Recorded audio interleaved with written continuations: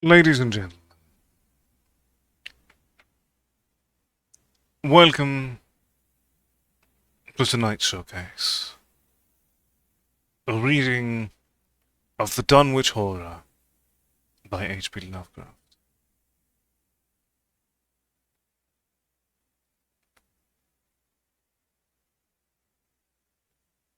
Gorgons and hydras and chimeras, dire stories of Solano and the Harpies, may reproduce themselves in the brain of superstition, but they were there before.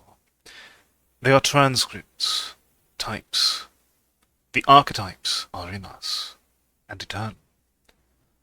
How else should the recital of that which we know in a waking sense to be false come to affect us all? Is it that we naturally conceive terror from such objects, considered in their capacity of being able to inflict upon us bodily injury? Oh, least of all, these terrors are of older standing. They date beyond body, or without the body, they would have been the same. But the kind of fear here treated is purely spiritual, that it is strong in proportion as it is objectless on earth, that it predominates in the period of our sinless infancy. Our difficulties, the solution of which might afford some probable insight into our ante-mundane condition, and a peep, at least, into the shadowland of pre-existence. Charles Lamb, Witches and Other Night Fears.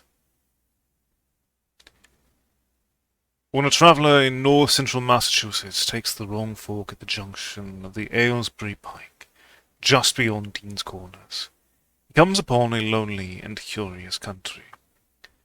The ground gets higher, and the briar-bordered stone walls press closer and closer against the ruts of the dusty, curving road.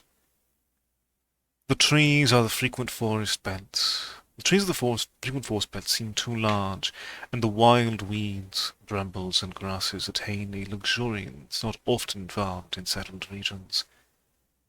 At the same time, the planted fields appear singularly few and barren, while the sparsely scattered houses wear a surprisingly uniform aspect of age, squalor, and dilapidation.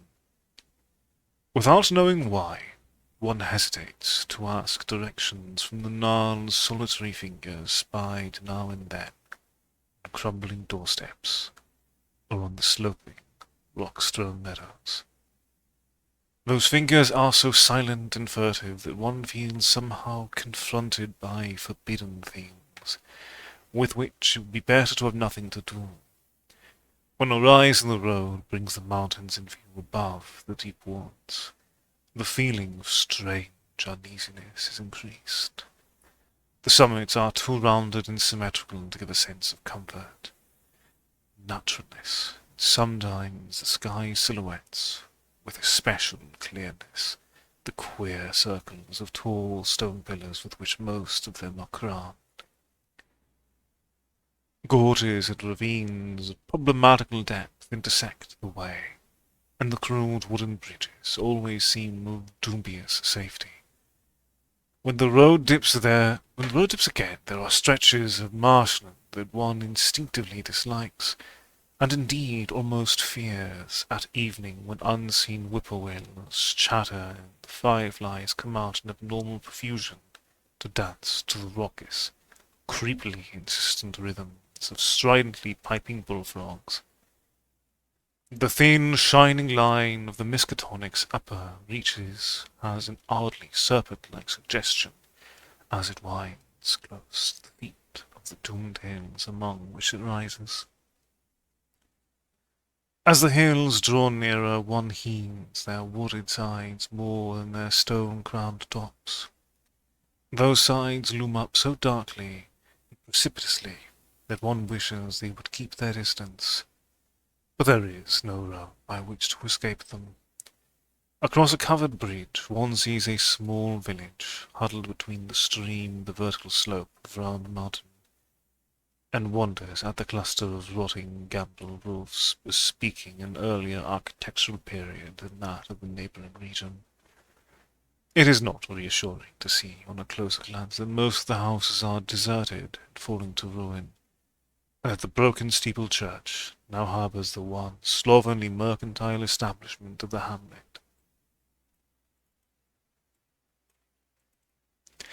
One dreads to trust the tenebrous tunnel of the bridge, yet there is no way to avoid it.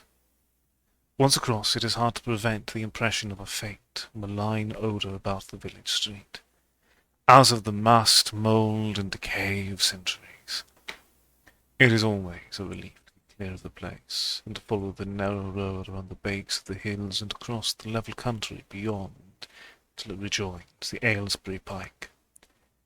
Afterward one sometimes learns that one has been through Dunwich. Outsiders visit Dunwich as seldom as possible, and since a certain season of horror all the signboards pointing toward it have been taken down. The scenery, judged by any ordinary aesthetic canon, is more than commonly beautiful, yet there is no influx of artists or summer tourists. 2 centuries ago, when talk of witch-blood, Satan worship, and strange forest presences was not laughed at, it was the custom to give reasons for avoiding the locality. In our sensible age, since the Dunwich horror of 1928 was hushed up by those who had the town's and the world's welfare at heart, people shun it without knowing exactly why. Perhaps one reason, though it cannot apply to uninformed strangers, is that the natives are now repellently decadent, having gone far along that path of retrogression so common in many New England backwaters. They have come to form a race by themselves, with a well-defined mental and physical stigmata of degeneracy and inbreeding. The average of their intelligence is woefully low, whilst their annals reek of overt viciousness, and of half-hidden murders, incests, and deeds of almost unnameable violence and perversity. The old gentry, representing the 2 or 3 armigerous families which came from Salem in 1692, have kept somewhat above the general level of decay, though many branches are sunk into the sordid populace so deeply that only their names remain as a key to the origin they disgrace.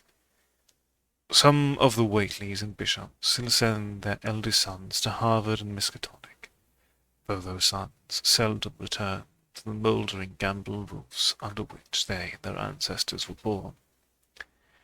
No one, even those who have the facts concerning the recent horror, can say just what it is. Can say just what is the matter with Dunwich, though old legends speak of unhallowed rites and conclaves of the Indians, amidst which they called forbidden shapes of shadow out of the great rounded hills, and made wild, orgiastic prayers that were answered by loud crackings and rumblings from the ground below. In 1747 the Reverend Abijah Hoadley, newly come to the Congregational Church at Dunwich Village, preached a memorable sermon on the close presence of Satan and his imps, in which he said, "It must be allowed that these blasphemies of an infernal train of demons are matters of too common knowledge to be denied. The cursed voices of Azazel and Buzrael, of Beelzebub and Belial, being heard now from underground by above a score of credible witnesses now living.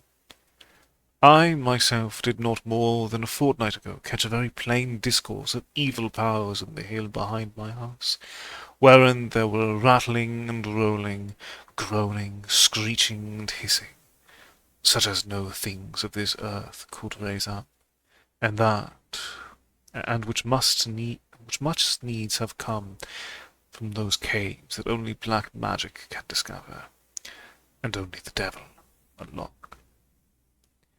Mr. Hoadley disappeared soon after delivering the sermon, but the text, printed in Springfield, is still extant.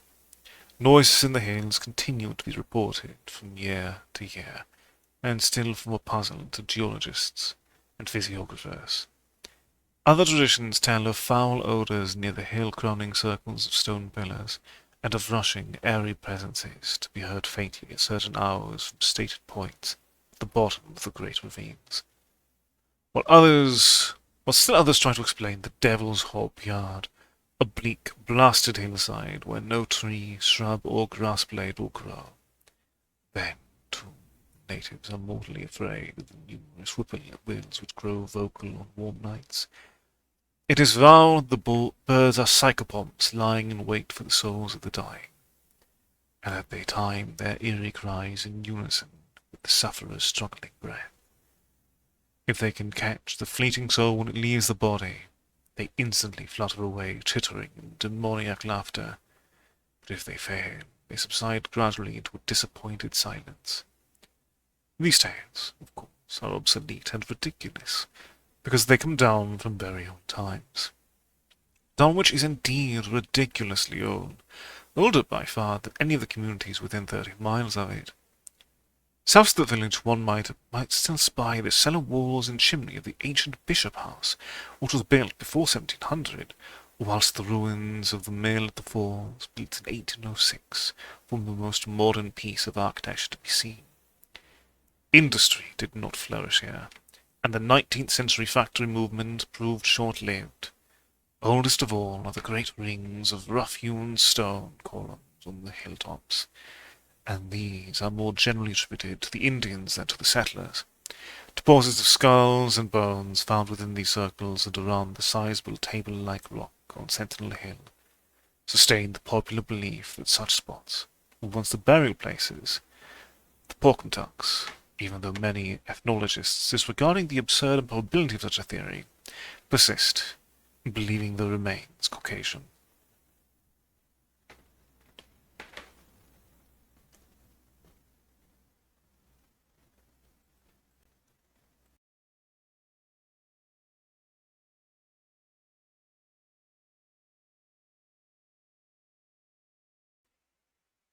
It was in the township of Dunwich, in a large and partly inhabited farmhouse set against a hillside 4 miles from the village, and a mile and a half from any other dwelling, that Wilbur Whately was born at 5 a.m. on Sunday, the 2nd of February, 1930.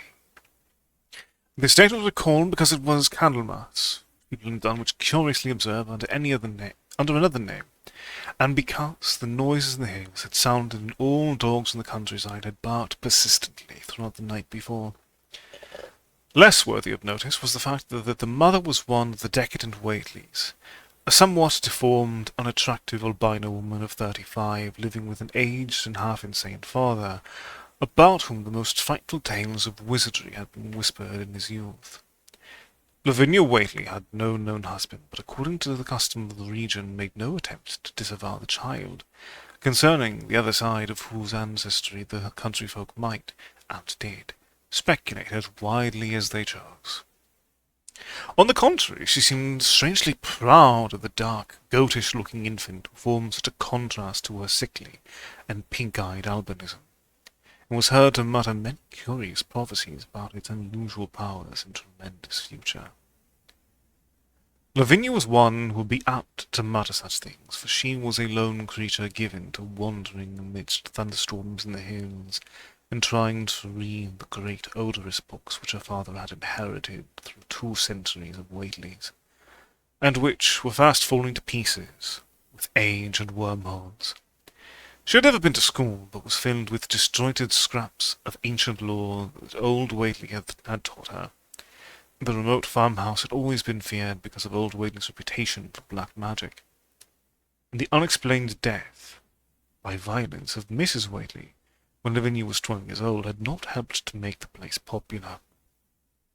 Isolated among strange influences, Lavinia was fond of wild and grandiose daydreams and singular occupations, nor was her leisure much taken up by household cares in a home from which all standards of order and cleanliness had long since disappeared.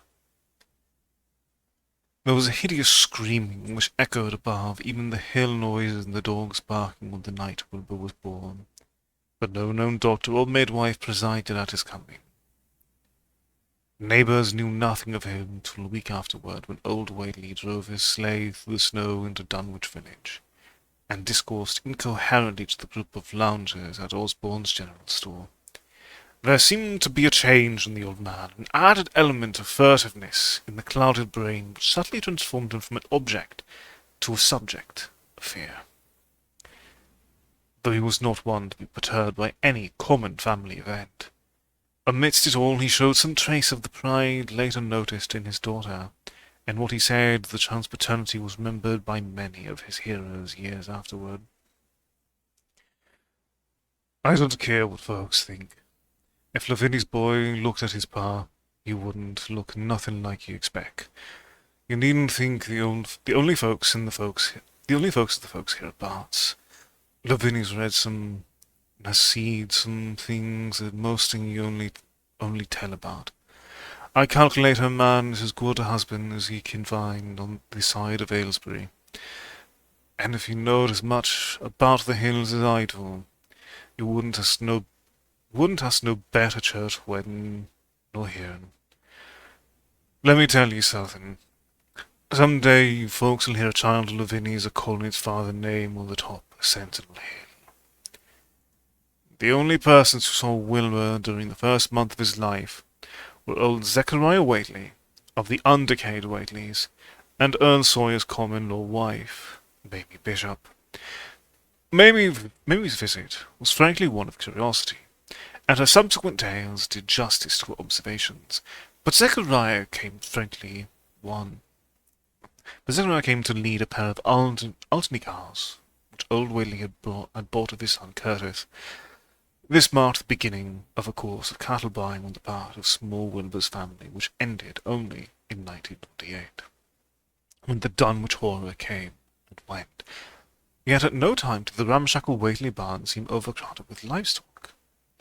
There came a period when people were curious enough to steal up and count the herd that grazed precariously on the steep hillside above the old farmhouse, and they could never find more than 10 or 12 anemic, bloodless-looking specimens. Evidently, some blight or distemper, perhaps sprung the unwholesome pasturage, or the diseased fungi and timbers of the filthy barn, caused a heavy mortality amongst the Whately animals. Odd wounds or sores, having something of the aspect of incisions, seemed to affect the visible cattle, and once or twice during the earlier months certain callers fancied they could discern similar sores about the throats of the grey, unshaven old man, and his slatternly, crinkly-haired albino daughter. "Welcome, Kelp. How are you doing today?"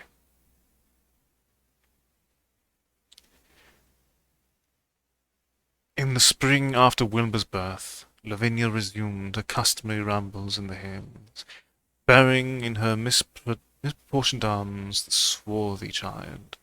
Public interest in the Whateleys subsided after most of the country folk had seen the baby, and no one bothered to comment on the swift development which their newcomer seemed every day to exhibit.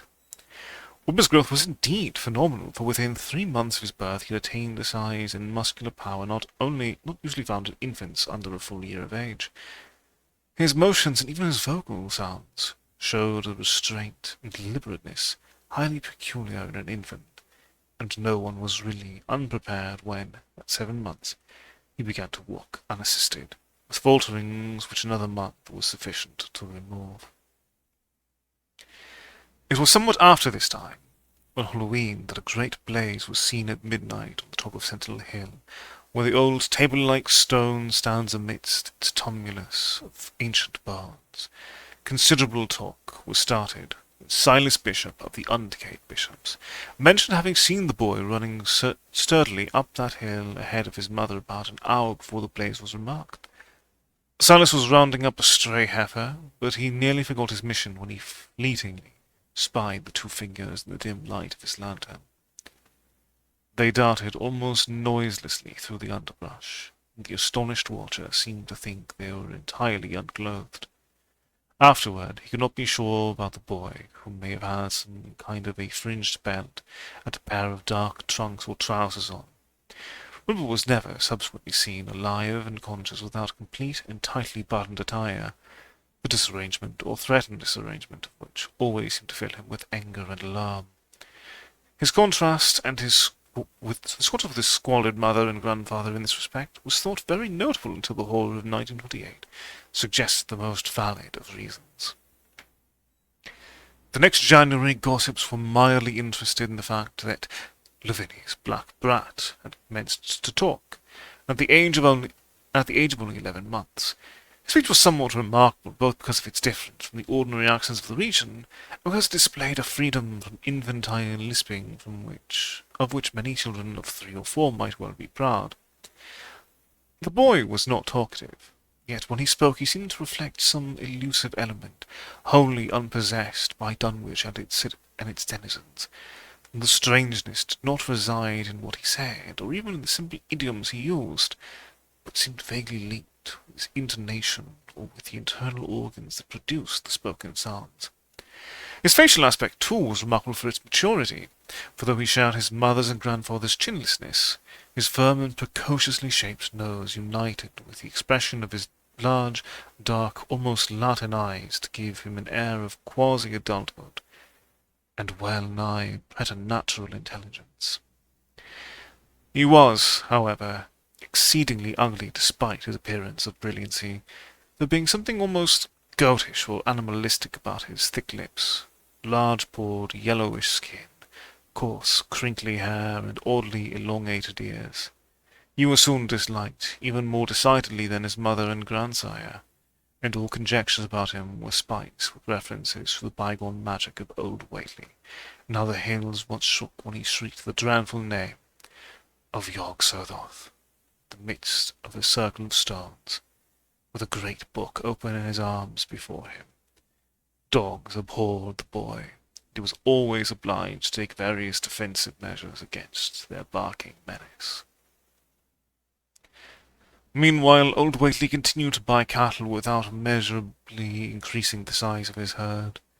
He also cut timber and began to repair the unused parts of his house, a spacious, peaked-roofed affair whose rear end was buried entirely in the rocky hillside, and whose three least ruined ground-floor rooms had always been sufficient for himself and his daughter. There must have been prodigious reserves of strength in the old man to enable him to accomplish so much hard labour, and though he still babbled dementedly at times, his carpentry seemed to show the effects of sound calculation. It had already begun as soon as Wilbur was born. One of the many tool sheds had been put suddenly in order, clapboarded and fitted with a stout fresh lock. Now, in restoring the abandoned upper story of the house, he was a no less thorough craftsman. His mania showed itself only in his tight boarding up of all the windows in the reclaimed section, though many declared that it was a crazy thing to bother with the reclamation at all. Less inexplicable was his fitting up of another downstairs room for his new grandson, a room which several callers saw, though no one was ever admitted to the closely boarded upper story. This chamber he lined with tall, firm shelving, along which he began gradually to arrange, in apparently careful order, all the rotting, ancient books and parts of books which during his own day had been heaped promiscuously in odd corners of the various rooms.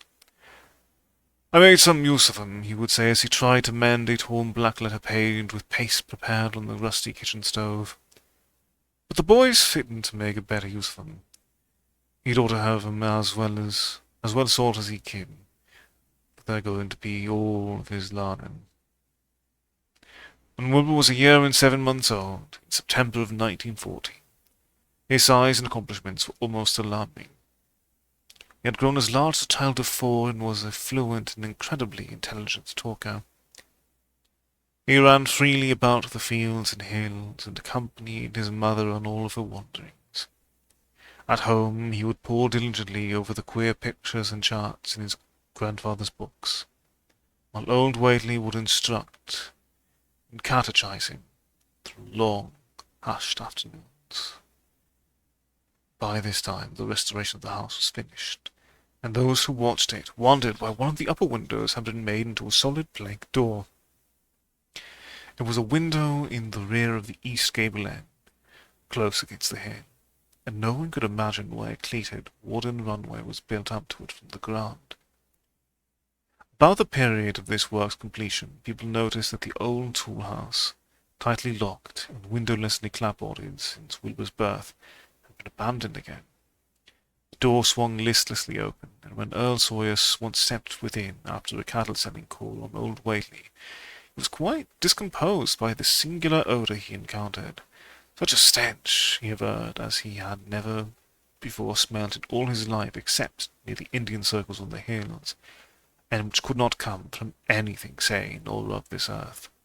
But then, the homes and sheds of Dunwich folk have never been remarkable for olfactory immaculateness. The following months were void of visible events, save that everyone swore to a slow but steady increase in the mysterious hill noises. On May Eve of 1915 there were tremors which even the Aylesbury people felt, whilst the following Halloween produced an underground rumbling queerly synchronized with bursts of flame,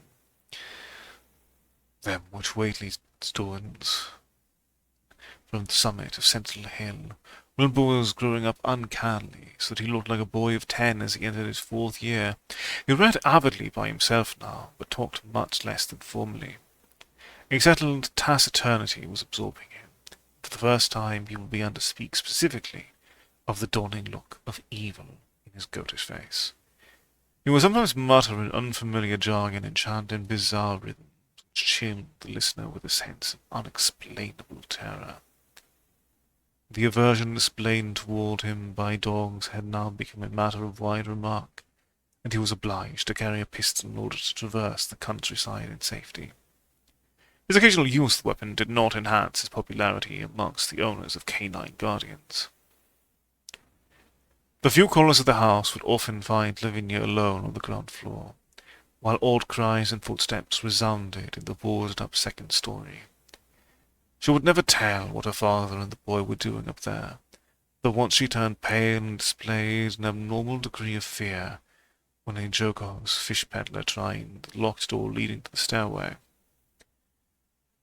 The peddler told the store loungers at Dunwich village that he thought he heard a horse stamping on that floor above. The loungers reflected, thinking of the door in one way and of the cattle that so swiftly disappeared. They then shuddered as they recalled tales of old Whately's youth, and of the strange things that are called out of the earth when a bullock is sacrificed at the proper time to certain heathen gods.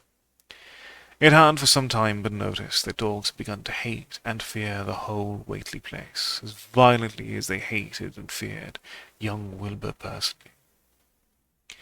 In 1917 the war came, and Squire Sawyer Whately, as chairman of the local draft board, had hard work finding a quota of young Dunwich men fit even to be sent to a development camp. The government, alarmed at such signs of wholesale regional decadence, sent several officers and medical experts to investigate, conducting a survey which New England newspaper readers may still recall. It was the publicity attending this investigation which set reporters on the track of the Whateleys and caused the Boston Globe and Arkham Advertiser to print flamboyant Sunday stories of young Wilbur's precociousness, old Whately's black magic, the shelves of strange books, the sealed second story of the ancient farmhouse, and the weirdness of the whole region and its hill noises. Wilbur was 4.5 then, and looked like a lad of 15. His lips and cheeks were fuzzy with a coarse, dark down, and his voice had begun to break. Earl Sawyer went out to the Whately place with both sets of reporters and cameramen, and called their attention to the queer stench which now seemed to trickle down from the sealed upper spaces. It was, he said, exactly like a smell he had found in the tool shed abandoned when the house was finally repaired, and like the faint odours which he sometimes thought he caught near the stone circles on the mountains. Dunwich folk read the stories when they appeared, and grinned over the obvious mistakes. They wondered, too, why the writers made so much of the fact that old Whately always paid for his cattle in gold pieces of extremely ancient date. The Whateleys had received their visitors with ill-concealed distaste, though he did not dare court further publicity by a violent resistance or refusal to talk.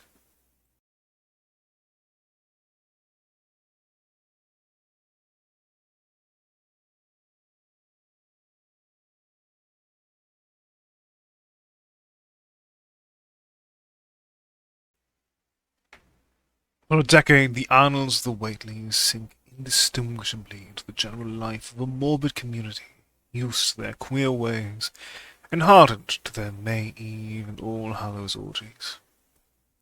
Twice a year they would light fires on the top of Sentinel Hill, at which times the mountain rumblings would recur with greater and greater violence. While at all seasons there were strange and portentous doings at the lonely farmhouse.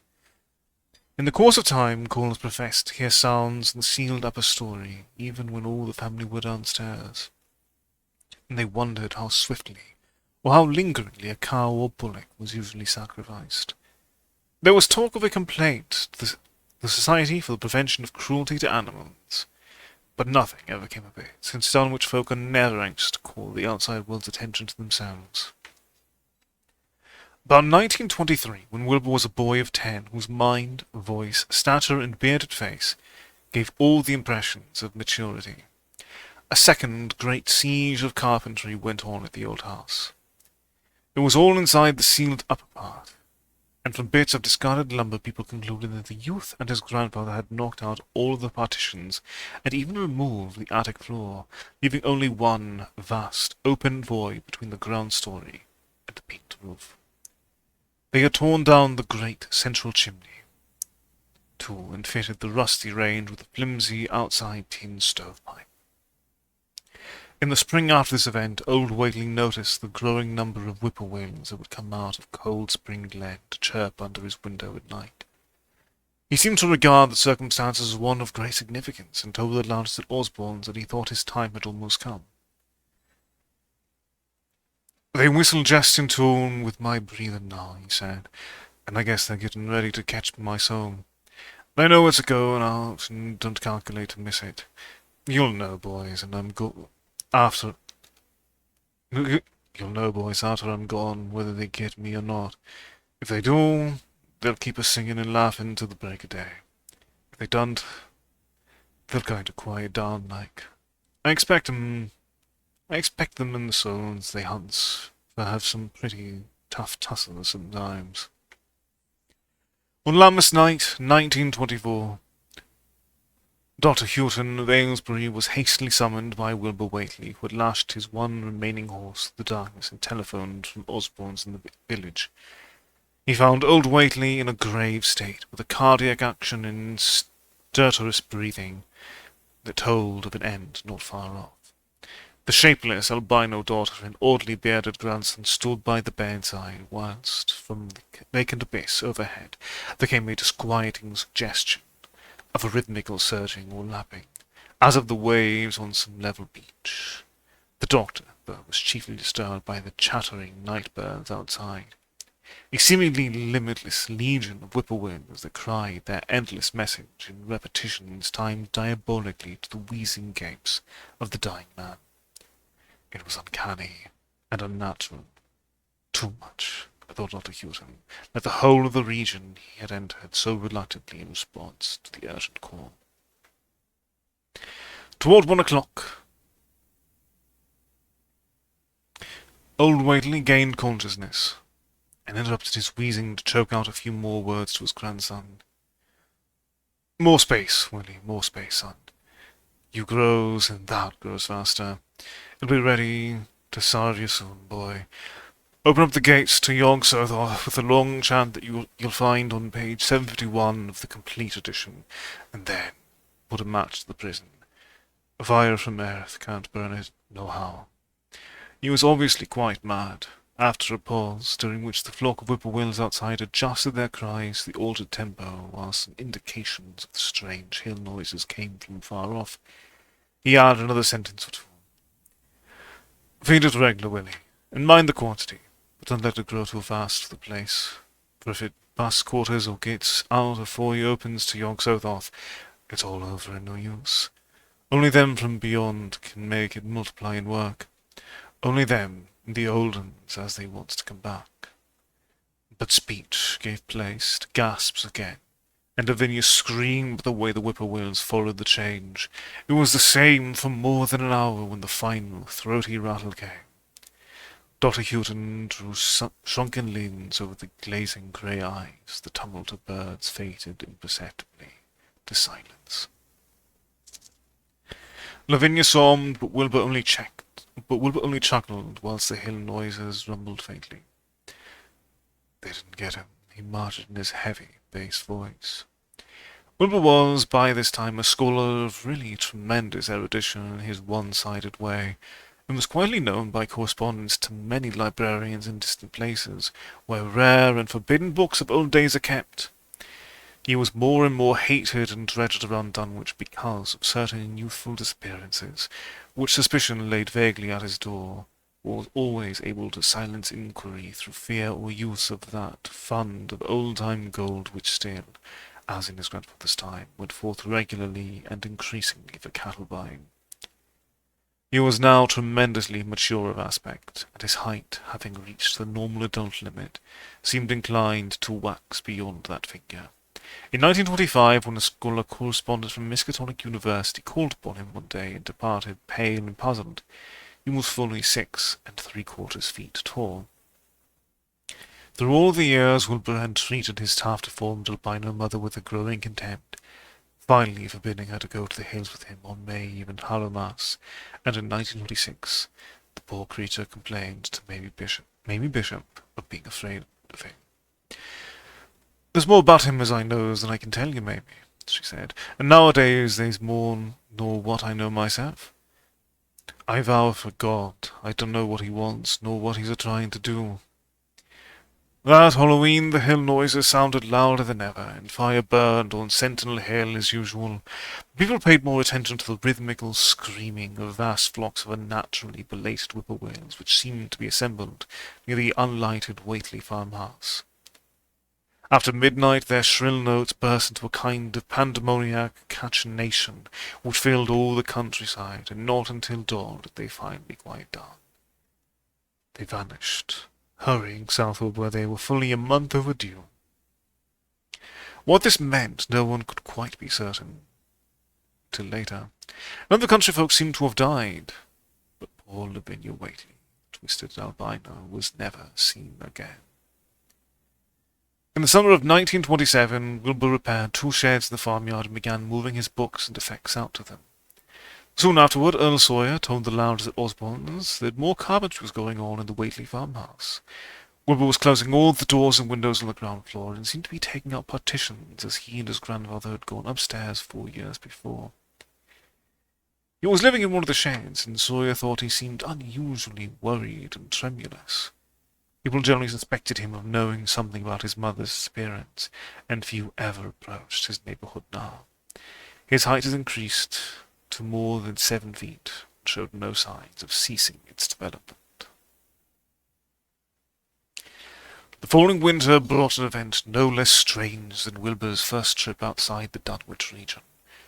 Correspondence with the Widener Library at Harvard, the Bibliothèque Nationale in Paris, the British Museum, the University of Buenos Aires, and the library of the Miskatonic University of Arkham had failed to get him the loan of a book he desperately wanted, so at length he set out in person, shabby, dirty, bearded, and uncouth of dialect, to consult the copy of Miskatonic, which was the nearest him geographically.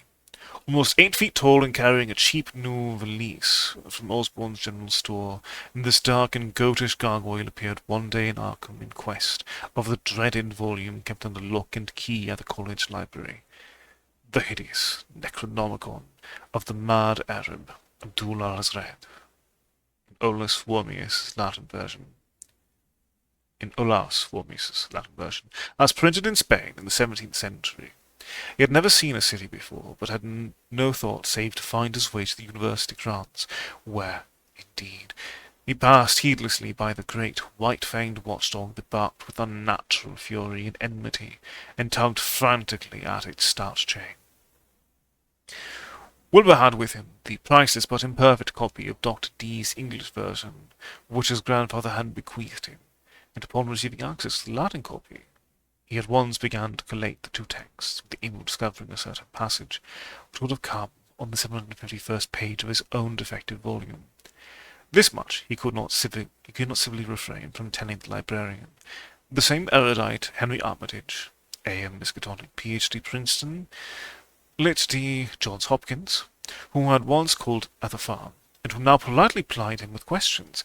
He was looking, he had to admit, for a kind of formula or incantation containing the frightful name Yog-Sothoth, and it puzzled him to find discrepancies, duplications, and ambiguities which made the matter of determination far from easy.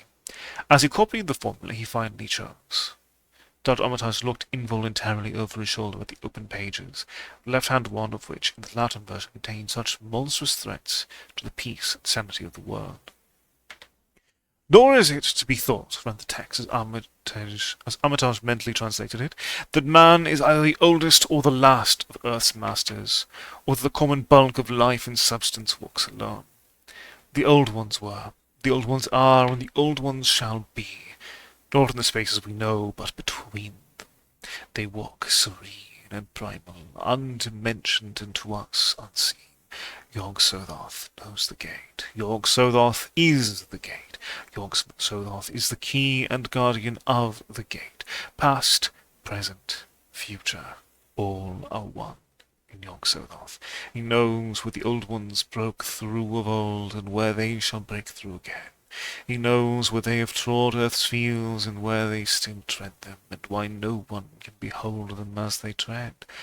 By their smell can men sometimes know them near, but of their semblance can no man know, saving only in the features of those they have begotten on mankind. And of those are there many sorts, differing in likeness from man's truest eidolon to that shape without sight or substance which is them. They walk unseen and foul in lonely places, where the words have been spoken and the rites howled through at their seasons. The wind gibbers with their voices, and the earth mutters with their consciousness. They bend the forest and crush the city, yet may not forest or city behold the hand that smites. Kadath in the cold waste hath known them, and what man knows Kadath? The ice desert of the south, and the sunken isles of ocean hold stones whereon their seal is engraven. But who hath seen the deep frozen city, or the sealed tower long garlanded with seaweed and barnacles? Great Cthulhu is their cousin, yet can he spy them only dimly. Yea, Shub-Niggurath, as a foulness shall ye know them, their hand is at your throat, yet ye see them not. Their habitation is even one with your guarded threshold. Yog-Sothoth is the key to the gate, whereby the spheres meet. Man rules now where they ruled once. They shall soon rule where man rules now. After summer is winter, and after winter summer. They wait patient and potent, for here shall they reign again.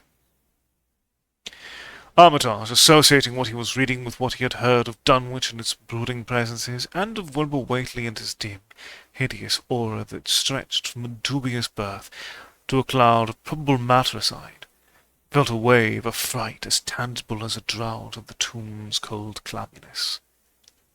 The bent, goatish giant before him seemed like the spawn of another planet or dimension, like something only partly of mankind, and linked to black gulps of essence and entity, which stretch like titan phantasms beyond all spheres of force and matter, space and time. Presently, Wilbur raised his head and began speaking in that strange, resonant fashion, which hinted at sound-producing organs unlike the run of mankind's. "Mr. Armitage," he said, "I calculate I've got to take that book home. There's things in it I've got to try under certain conditions that I can't get here, and it'd be a mortal sin to let a red tape rule hold me up. You may take it along, sir, and I'll swear they won't nobody know the difference. I don't need to tell you, I'll take good care of it. It wasn't me that put this tea-copy in the shape that it is." He stopped as he saw firm denial in the librarian's face, and his own goatish features grew crafty. Armitage, half ready to tell him he might make a copy of what parts he needed, thought suddenly of the possible consequences and checked himself. There was too much responsibility in giving such a being the key to such blasphemous outer spheres. Whately saw how things stood and tried to answer lightly. "Well, all right. If you feel that way about it, maybe Harville won't be so fussy as you'll be." And without saying more, he rose and strode out of the building. stooping at each doorway. Armitage heard the savage yelping of the great watchdog and studied Whately's gorilla-like lope as he crossed the bit of campus visible from the window. He thought of the wild tales he had heard, and recalled the old Sunday stories of the advertiser. These things and the lore he had picked up from Dunwich rustics and villagers during his one visit there. Unseen things not of earth, or at least of tri-dimensional earth, rushed fetid and horrible through New England's glens, and brooded obscenely on the mountain tops. Of this he had long felt certain. Now he seemed to sense the close presence of some terrible part of the intruding horror, and to glimpse a hellish advance in the black dominion of the ancient and once passive nightmare. He locked away the Necronomicon with a shudder of disgust, but the room still reeked with an unholy and unidentifiable stench. "As a foulness shall ye know them," he quoted. Yes, the odour was the same as that which had sickened him at the Whately farmhouse less than 3 years before. He thought of Wilbur, goatish and ominous once again, and laughed mockingly at the village rumours of his parentage. "Inbreeding," Armitage muttered half aloud to himself. "Great God, what simpletons! Show them Arthur Macken's great gold pan, and they'll think it a common Dunwich scandal. But what thing, what cursed, shapeless influence on or off this three-dimensional earth was Wilbur Whately's father, born on Candlemas, 9 months after May Eve of 1912, when the talk about the queer earth noises reached clear to Arkham? What walked on the mountains that May night? What roadmass horror fastened itself on the world in half-human flesh and blood? During the ensuing weeks, Dr. Armitage set about to collect all possible data on Wilbur Whately and the formless presences around Dunwich. He got a communication with Dr. Houghton of Aylesbury, who had attended old Whately in his last illness, and found much to ponder over in the grandfather's last words as quoted by the physician. A visit to Dunwich village failed to bring out much that was new, but a close survey of the Necronomicon in those parts which Wilbur had sought so avidly seemed to supply new and terrible clues to the nature, methods, and desires of the strange evil so vaguely threatening this planet.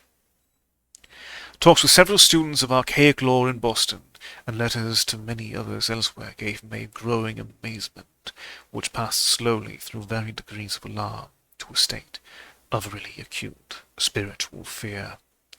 As the summer drew on, he felt dimly that something ought to be done about the lurking terrors of the upper Miskatonic Valley, and about that monstrous being known to the human world as Wilbur Whately.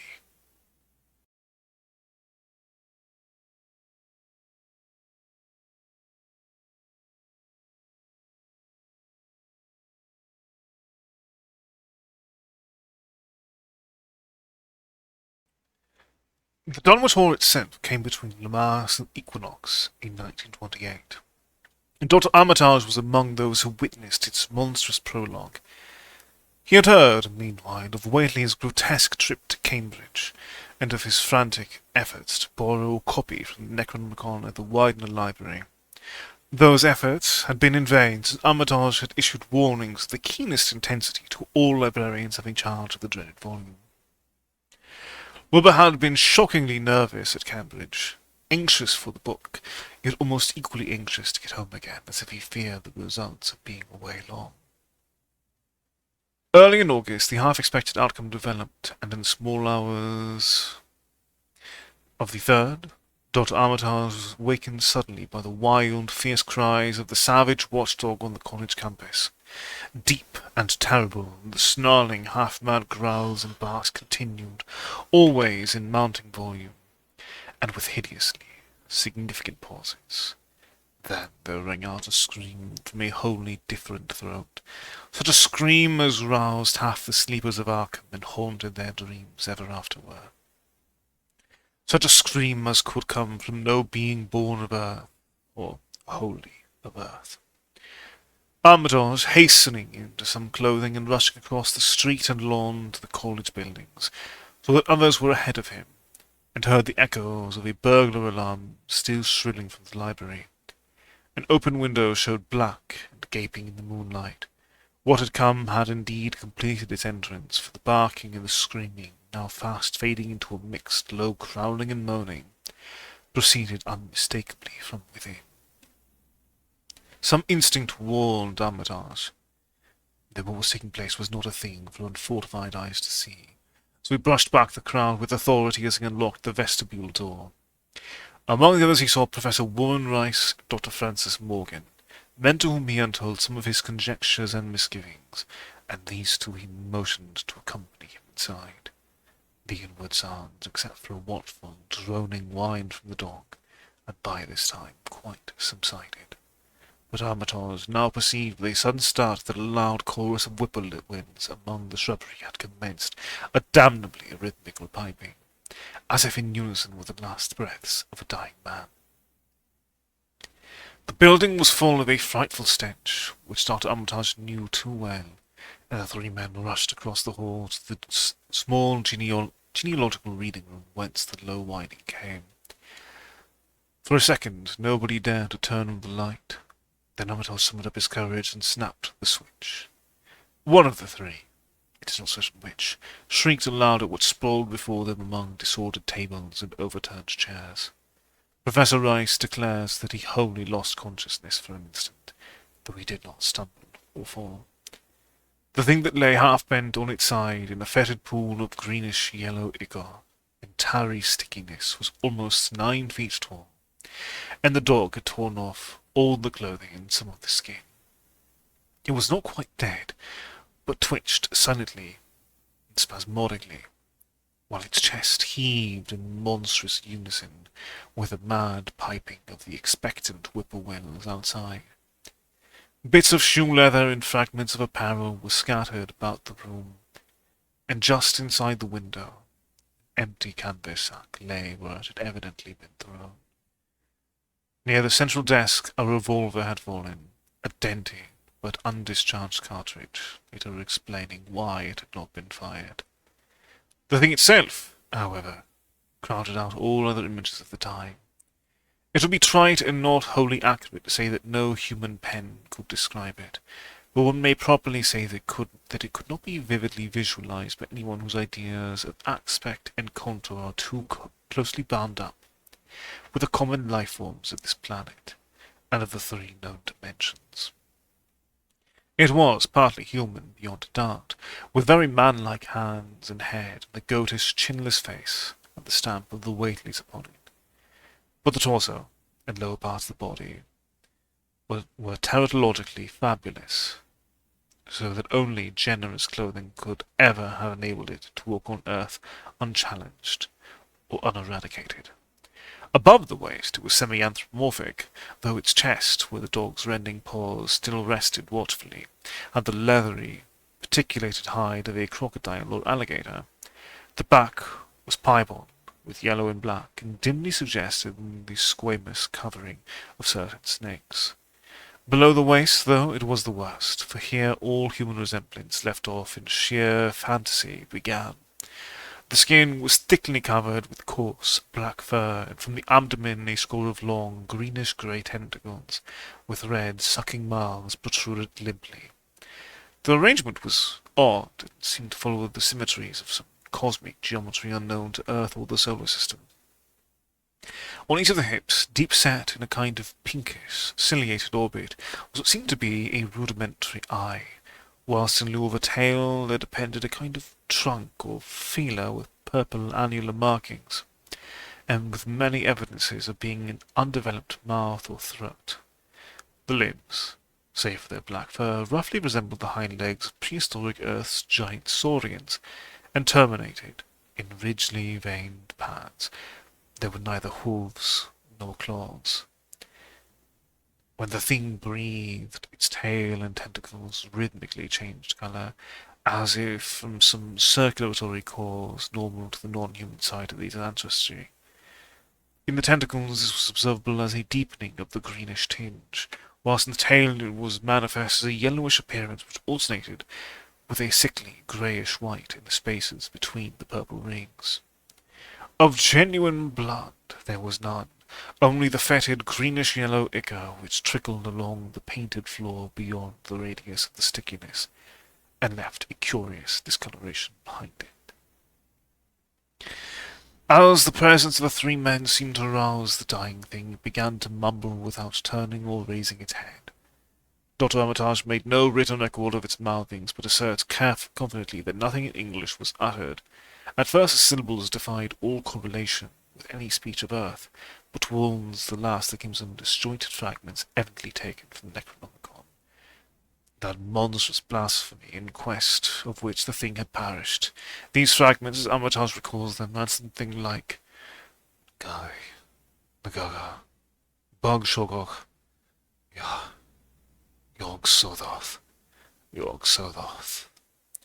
And they trailed off into nothingness as the whippoorwills shrieked in the rhythmical crescendos of unholy anticipation. Then came a halt in the gasping, and the dog raised its head in long, lugubrious howl. A change came over the yellow, goatish face of the prostrate thing, and the great black eyes fell in appallingly.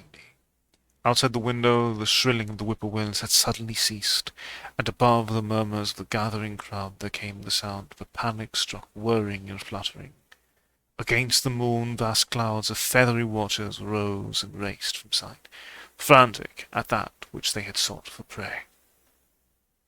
All at once the dog started up abruptly, gave a frightened bark, and leaped nervously out of the window by which it had entered. A cry rose from the crowd, and Dr. Armitage shouted to the men outside that no one must be admitted till the police or medical examiner came. He was thankful that the windows were just too high to permit of peering in, and drew the dark curtains carefully down over each one. By this time, two policemen had arrived, and Dr. Morgan, meeting them in the vestibule, was urging them, for their own sakes, to postpone entrance to the stench-filled reading room till the examiner came, and the prostrate thing could be covered up.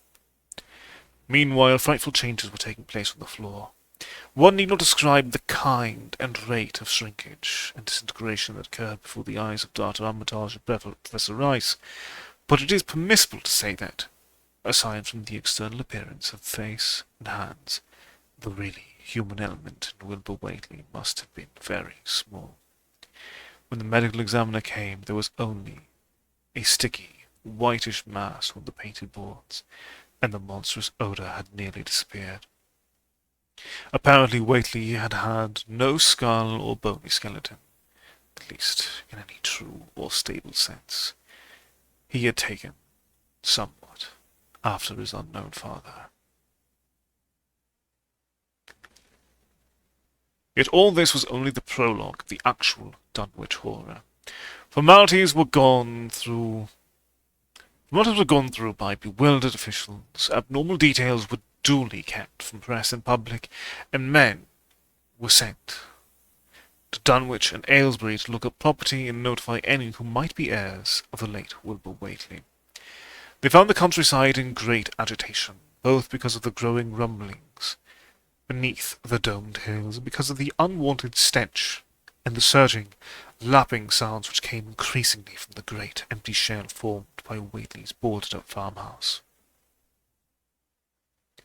Earl Sawyer, who tended the horse and cattle during Wilbur's absence, had developed a woefully acute sense of nerves. The officials devised excuses not to enter the noisome boarded place, and were glad to confine their survey of the deceased's living quarters, the newly mended sheds, to a single visit. They filed a ponderous report at the courthouse in Aylesbury, and litigations concerning the airship are said to be still in progress amongst the innumerable Whateleys, decayed and undecayed, of the upper Miskatonic Valley.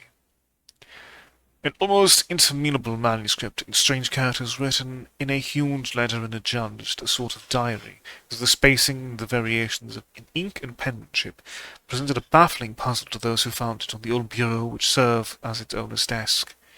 After a week of debate, it was sent to Miskatonic University together with the deceased's collection of strange books for study and possible translation.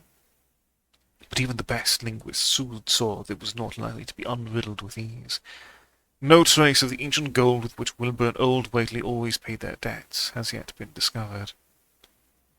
It was in the dark of September 9th the horror broke loose. The hail noises had been very pronounced during the evening, and dogs barked frantically all night. Early risers on the 10th noticed a peculiar stench in the air. About 7 o'clock, Luther Brown, the hired boy at George Corey's, between Cold Spring Glen and the village, rushed frenziedly back from his morning trip to 10-Acre Meadow with cars. He was almost convulsed with fright as he stumbled into the kitchen, and in the yard outside the no less frightened herd were pawing and lowing pitifully. Having followed the boy back in the panic they shared with him. Between gasps, Luther tried to stammer out his tale to Mrs. Corey. "Up there in the rud beyond the glen, Miss Corey. There's something bent there. It smells like thunder, and all the bushes and little trees is pushed back from the rud like they'd a house been moved along a bit. And that ain't the worst, another. There's prints in the rud, Miss Corey. Great round prints as big as barrel heads, all sunk down deep like an elephant had been along. Only there's a slight more than 4 feet could make.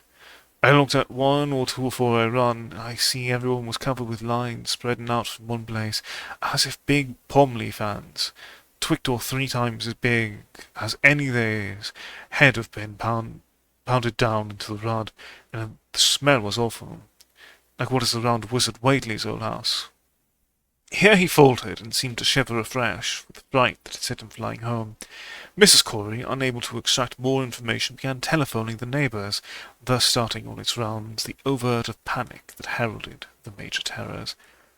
When she watched Sally Sawyer, housekeeper at Seth Bishop's, the nearest place to Whately's, it became her turn to listen instead of transmit, for Sally's boy, Chauncey, who slept poorly, had been up on the hill toward Whately's, and had dashed back in terror up to one look at the place, at the pasturage where Mr. Bishop's cars had been left out all night. "Yes, Miss Corey," came Sally's tremulous voice over the party wire. "Chauncey says he just came back a posting and couldn't half talk for being scared. He says old Whately House is all blowed up, with the timber scattered around like they've been dynamite inside. Only the bottom floor ain't through, but is all covered with a kind of tar-like stuff that always smells awful and drips down off in the ages off onto the ground where the side timbers is blown away. And there's awful kind of marks in the yard. 2 great round marks bigger round than a hogshead, and all sticky with stuff like is on the blowed up house. Chauncey says they leads off into the meadows, where a great swath wider than a barn is matted down, and all the stone walls tumbled every which way wherever it goes. And he says, Miss Corey, as how he sought to look for Seth's cars, frightened as he was, and found him in the upper pasture nigh in the Devil's Hop Yard, in awful shape. Half of them's clean gone, and nigh half of them that's left is sucked most dry of blood, with sores on 'em like they's been on Whately's cattle ever since Lavini's black brat was born. Said he's gone round now to look at 'em, though vow he won't care to get very nigh Wizard Whately's. Johnny didn't look careful to see what the big matted down swath led out her left the pasturage, but he says he thinks it pinned down towards the glen rod to the village. I tell you, Miss Corey, there's something broad as hadn't ought to been abroad, and I for one think that Black Wilbur Whately has come to the bed and he deserved. He's at the bottom of the breeding for it. He wasn't human all himself. I always says to everybody, and I think he and old Whately must have raised something in that there nailed up house as ain't even so human as he was. There's always been unseen things going around Dunwich, living things as ain't human and ain't good for human folks. The ground was a talking last night, and towards morning chancing he heard the whippoorwills so loud in Cold Spring Glen he couldn't sleep none. Then he thought he heard another faint like sound over towards Wizard Whately's, a kind of ripping or tearing a wound like some big box or crate was being opened for off. With this and that, he didn't get to sleep at all till sun-up. No sooner was he up this morning, but he's got to go over to Whately's and see what's the matter. You see enough, I tell you, Miss Corey. This don't mean no good, and I think as all the men folks ought to get a party and do something. I know something awful's about, and feel my time is nigh, though only God knows just what it is. Welcome, dear Nerdy. How are you doing tonight? Did your Luther take account, or were them big trucks led to you? No? Well, Miss Corey, if they was on the Glen Road this side of the Glen, they ain't got to your house yet, I calculate they must go to the Glen itself. They would do that. I always says Cold Spring Glen ain't no healthy nor decent place. The whippoorwills and fireflies there never did act like they was creators of God. And there's them as says you can hear strange things a rushin' and a talkin' in the air down there if you stand in the right place, between the rockfalls and Bear's Den. I'm very glad to hear.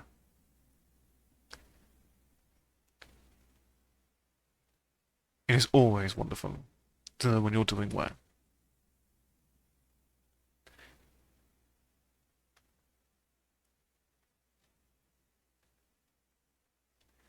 By that noon, fully three-quarters of the men and boys of Dunwich were trooping over the roads and meadows, between the new-made Whately ruins and Cold Spring Glen, examining in horror the vast, monstrous prints, the maimed bishop cattle, the strange, noisome wreck of the farmhouse, and the bruised, matted vegetation of the fields and roadsides. Whatever had burst loose upon the world had assuredly gone down into the great sinister ravine, for all the trees on the banks were bent and broken, and a great avenue had been gouged and the precipice hanging underbrush.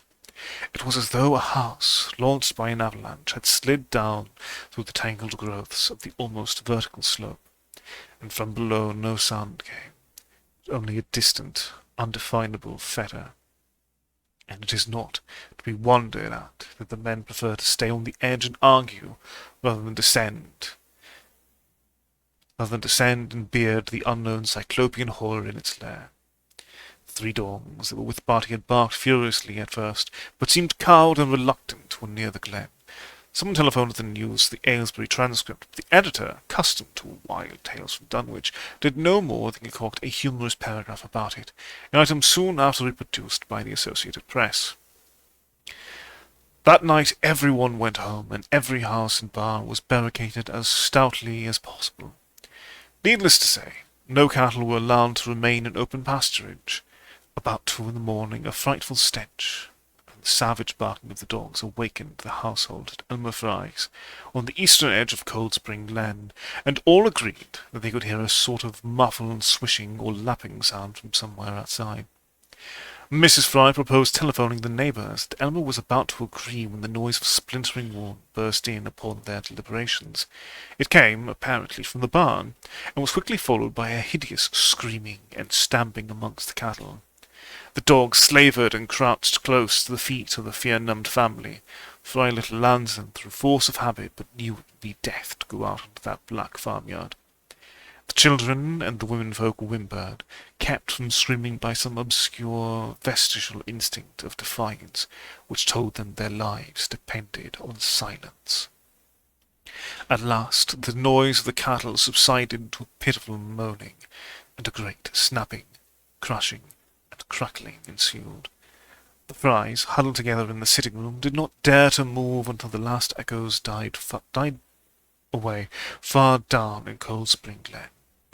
Then, amidst the dismal moans from the stable and the demoniac piping of late whippoorwills in the glen, Selina Fry tottered to the telephone and spread what news she could of the second phase of the horror. The next day all the courtside was in a panic. All the countryside was in a panic, and cowed, uncommunicative groups came and went, where the fiendish thing had occurred. 2 tightened swaths of destruction stretched from the glen to the Fry farmyard. Monstrous prints covered the bare patches of ground on one side of the old red barn that completely caved in. Of the cattle, only a quarter could be found and identified. Some of those were in curious fragments, and all that survived had to be shot. Earl Sawyer suggested that help be asked from Aylesbury or Arkham, but others maintained it would be of no use. Old Zebulon Whately, of a branch that hovered about halfway between soundness and decadence, made darkly wild suggestions about rites that ought to be practiced on the hilltops. He came of a line where tradition ran strong, and his memories of chantings in the great stone circles were not altogether connected with Wilbur and his grandfather. Darkness fell upon a stricken countryside too passive to organize for real defense. In a few cases closely related, families would band together and watch in the gloom under one roof. But in general, there was only a repetition of the barricading of the night before, and a futile, ineffective gesture of loading muskets and setting pitchforks handily about. Nothing, however, occurred except some hill noises, and when the day came, there were many who hoped that the new horror had gone as swiftly as it had come. There were even bold souls who proposed an offensive expedition down in the glen. They did not venture to set an actual example to the still reluctant majority. Welcome, Breakdown, and thank you very much. How are you doing tonight? And you are far too kind, dear Nerdy.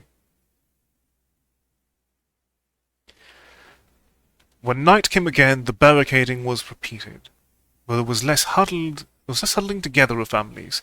In the morning, both the Fry and the Seth Bishop households reported excitement among the dogs and vague sounds and stenches from afar, while early explorers noted with horror a fresh set of the monstrous tracks in the road skirting Sentinel Hill. As before, the sides of the road showed a bruising indicative of the blasphemously stupendous bulk of the horror, whilst the conformation of the tracks seemed to argue a passage in two directions, as if the moving mountain had come from Cold Spring Glen and returned to it along the same path. At the base of the hill, a 30-foot swath of crushed shrubbery saplings led steeply upward, and the seekers gasped when they saw that even the most perpendicular places did not deflect the inexorable train. Whatever the horror was, could scale a sheer, stony cliff of almost complete verticality, and as the investigators climbed around to the hill summit by safer routes, they saw that the trail ended, or rather, reversed there. It was here that the Whateleys used to build their hellish fires and chant their hellish rituals by the table-like stone on Maeve and Hallowmas. Now that very stone formed the centre of a vast space, thrashed around by the mountainous horror, whilst upon its slightly concave surface was a thick and fetid deposit of the same tarry stickiness observed on the floor of the ruined Whateley farmhouse when the horror escaped. Men looked at one another and muttered. Then they looked down the hill. Apparently the horror had descended by a route much the same as that of its ascent. To speculate was futile. Reason, logic, and normal ideas of motivation stood confounded. Only old Zebulon, who was not with the group, could have done justice to the situation or suggested a plausible explanation. Thursday night began much like the others, but it ended less happily. The whippoorwills in the glen had screamed with such unusual persistence that many could not sleep, and about 3 a.m. all the party telephones rang tremulously. Those who took down the receivers heard a fright-mad voice shriek out, "Oh my God!" And some thought a crashing sound followed the breaking off of the exclamation. There was nothing more. No one dared to do anything, and no one knew till morning whence the call came. Then those who had heard it called everyone on the line and found that only the Frys did not reply. The truth appeared an hour later. A hastily assembled group of armed men trudged out to the Fry place at the head of the glen. It was horrible, yet hardly a surprise. There were more swans and monstrous prints, but there was no longer any house. It had caved in like an eggshell, and amongst the ruins nothing living or dead could be discovered. Only a stench and a tarry stickiness. The Elmer Frys had been erased from Dunwich.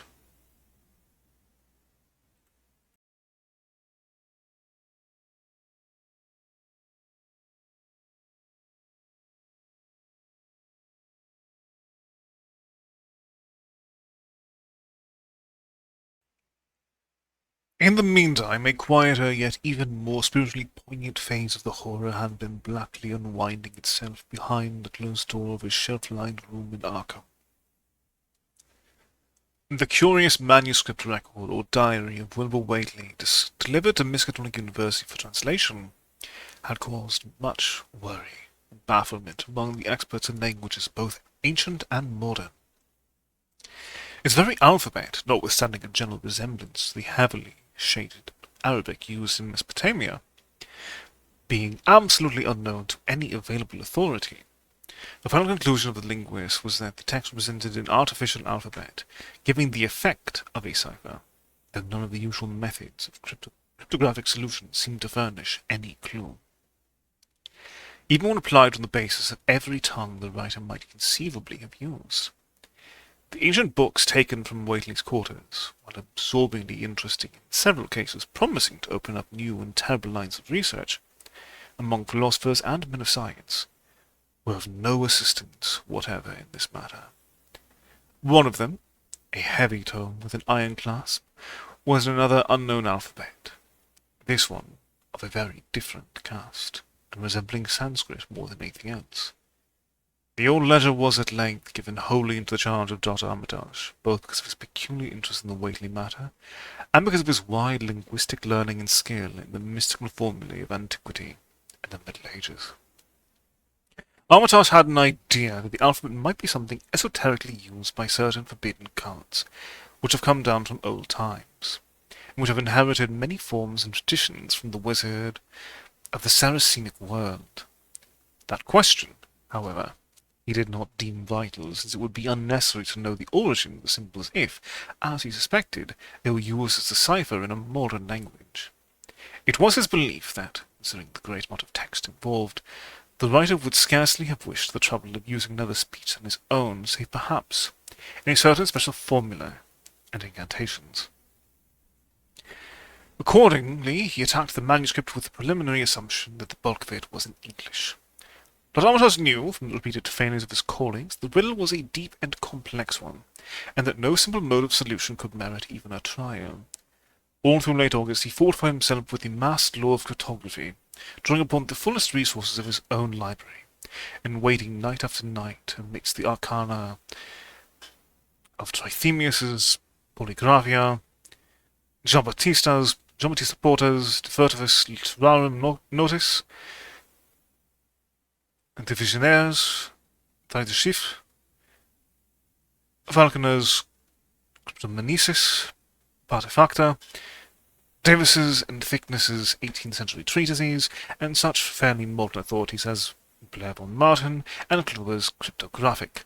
He interspersed his study of the books with attacks on the manuscript itself, and in time became convinced that he had to deal with one of those subtlest and most ingenious of the cryptograms, in which separate lists of corresponding letters are arranged like a multiplication table, and the message built up with arbitrary keywords known only to the initiated.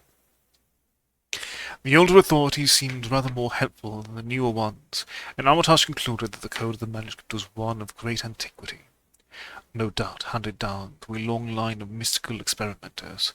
Several times he seemed near daylight, only to be set back by some unforeseen obstacle. Then, as September approached, the clouds began to clear. Certain letters, as used in certain parts of the manuscript, emerged definitely and unmistakably, and it became obvious the text was indeed in English. On the evening of September 2nd, the last major barrier gave way, and Dr. Armitage read for the first time a continuous passage of Wilbur Whately's annals. It was, in truth, a diary, as all had thought, and it was cut in a style clearly showing the mixed occult erudition and general illiteracy of the strange being who wrote it. Almost the first long passage that Armitage deciphered, in an entry dated November 26th, 1916, proved highly startling and disquieting. It was written, he remembered, by a child of 3.5, who looked like a lad of 12 or 13. Today I learned the outlook for the Sabbath, it ran, which is not like it being answerable from the hill and not from the air. That upstairs more ahead of me than I had thought it would be, and is not like to have much earth brain. Shot Ellum Hutchins' collie Jack when he went to bite me, and Ellum says he would kill me if he durst. I guess he won't. Grandfather kept me saying the dough formula last night, and I think I saw the inner city at the two magnetic poles. I shall go to those poles when the Earth is cleared off if I can't break through the dough formula when I commit it. They from the air told me at Sabbath that it will be years before I can clear off the Earth, and I guess Grandfather will be dead then, so I shall have to learn the angles of the planes and all the formulas between the air and the. No. They from the outside will help, but they cannot take body without human blood. That upstairs looks like it will have the right cast. I can see it a little when I make the Vorish sign or blow the powder of Ingazi at it, and it is near like them at Maeve on the hill. The other face may wear off some. I wonder how I shall look when the earth is cleared and there are no earth beings on it. He that came the Aklo Sabbath said I may be transfigured, there being much of outside to work on. Morning found Dr. Armitage in a cold sweat of terror and a frenzy of wakeful concentration. He had not left the manuscript all night, but sat at his table under the electric light, turning page after page with shaking hands as fast as he could decipher the cryptic text. He had nervously telephoned his wife that he would not be home, and when she brought him a breakfast from the house he could scarcely dispose of a mouthful. All that day he read on, now and then halted maddeningly as reapplication of the complex key became necessary. Lunch and dinner were brought him, but he ate only the smallest fraction of either. Toward the middle of the next night he drowsed off in his chair, but soon woke out of a tangle of nightmares almost as hideous as the truths and menace to man's existence that he had uncovered. On the morning of September 4th, Professor Rice and Dr. Morgan insisted on seeing him for a while, and departed trembling and ashen grey. At evening he went on to bed, but slept only fitfully. Wednesday, the next day, he was back at the manuscript and began to take copious notes, both from the current sections and from those he had already deciphered. In the small hours of that night he had slept a little, in an easy-chair in his office, but was at the manuscript again before dawn. Some time before noon his physician, Dr. Hartwell, called of him and insisted that he cease work. He refused, intimating that it was of the most vital importance for him to complete the reading of the diary, and promising an explanation in due course of time. That evening, just as twilight fell, he finished his terrible perusal and sank back, exhausted.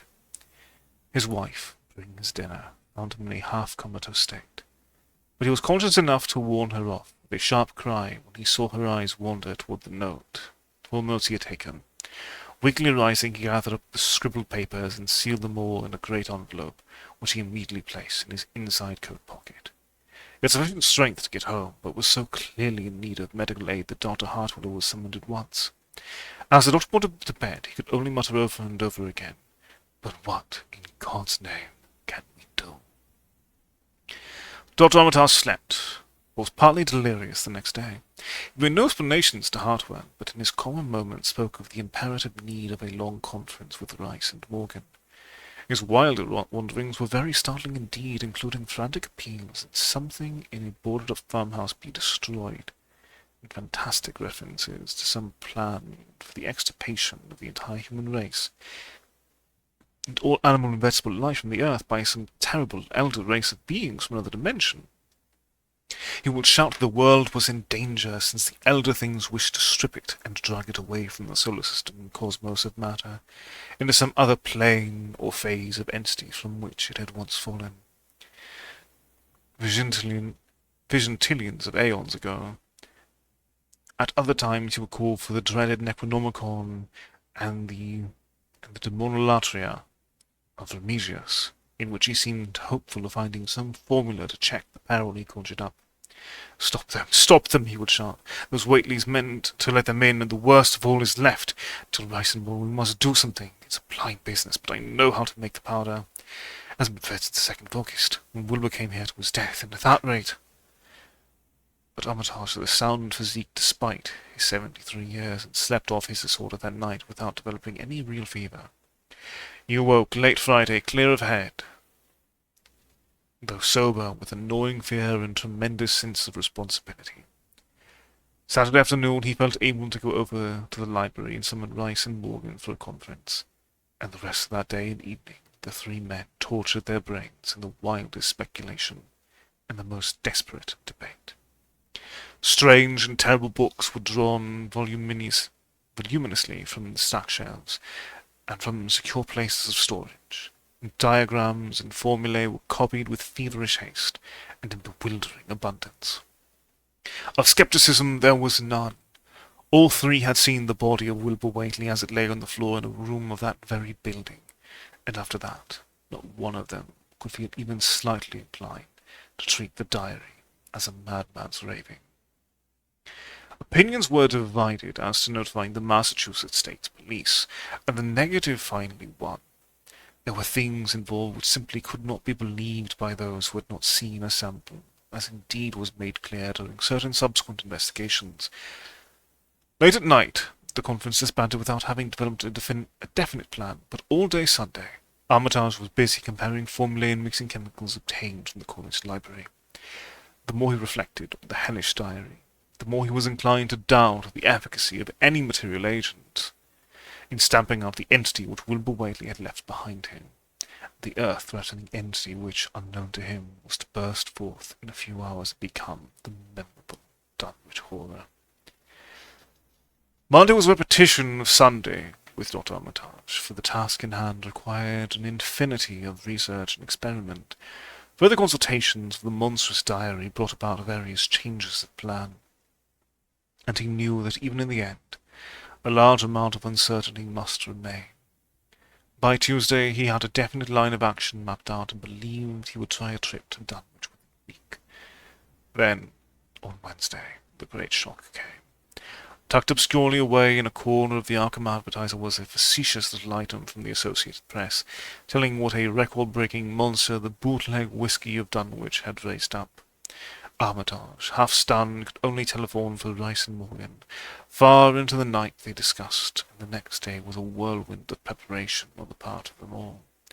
Armitage knew, meddling with terrible powers, yet saw there was no other way to annul the deeper and more malign meddling which others had done before him.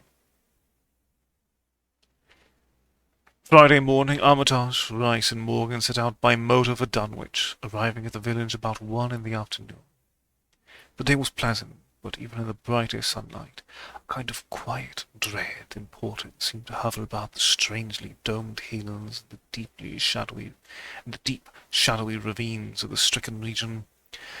Now and then, on some mountain top, a gaunt circle of stones could be glimpsed against the sky. From the air of hushed fright at Osborne's store, they knew something hideous had happened, and soon learned of the annihilation of the Elmer Fry house and family.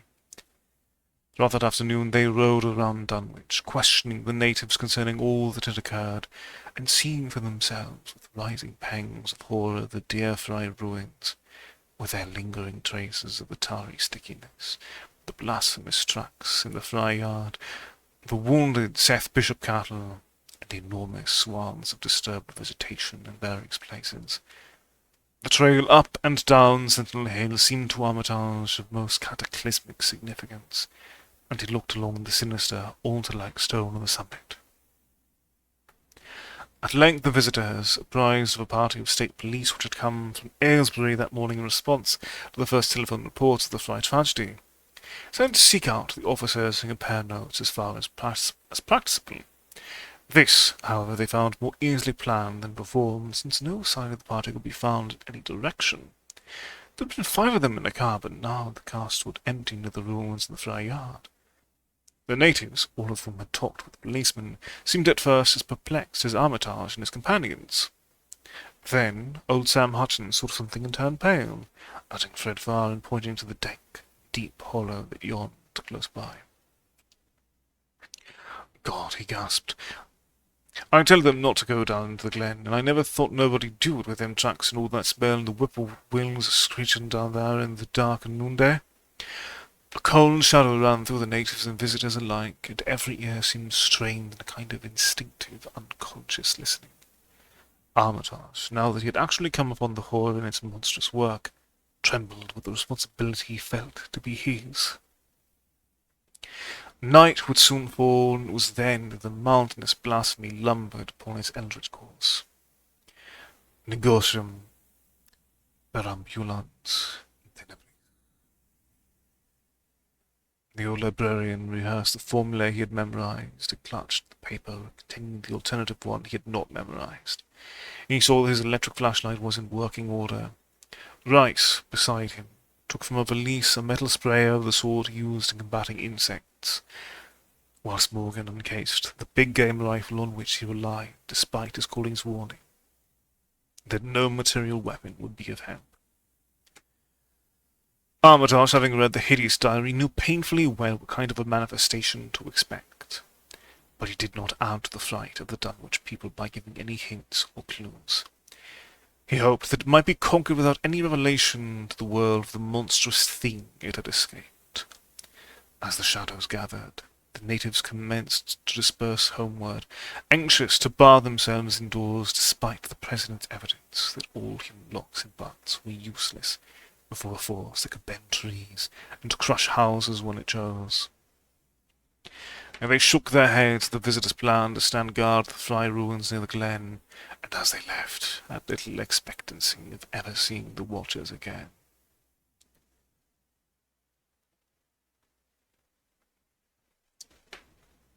There were rumblings under the hills that night, and the whippoorwills piped threateningly. Once in a while a wind sweeping up out of the cold spring glen would bring a touch of ineffable fetor to the heavy night air. Such a fetor as all three of the watchers had smelled once before, when they stood above a dying thing that had passed for 15 years and a half of a human being. But the looked-for terror did not appear. Whatever was down there in the glen was biding its time, and Armitage told his callings it would be suicidal to try to attack it in the dark. Morning came wanly, and the night sound ceased. It was a grey, bleak day, with now and then a drizzle of rain, and heavier clouds seemed to be piling themselves up beyond the hills of the northwest. The men from Arkham were undecided what to do. Seeking shelter from the increasing rainfall beneath one of the few undestroyed Fry outbuildings, they debated the wisdom of waiting, or of taking the aggressive and going down to the glen in quest of their nameless, monstrous quarry. The downpour waxed in heaviness, and distant peals of thunder sounded from far horizons. Sheet lightning shimmered, and then a forky bolt flashed near at hand, as if descending into the accursed glen itself. The sky grew very dark, and the watchers hoped that the storm would prove a short, sharp one, followed by clear weather.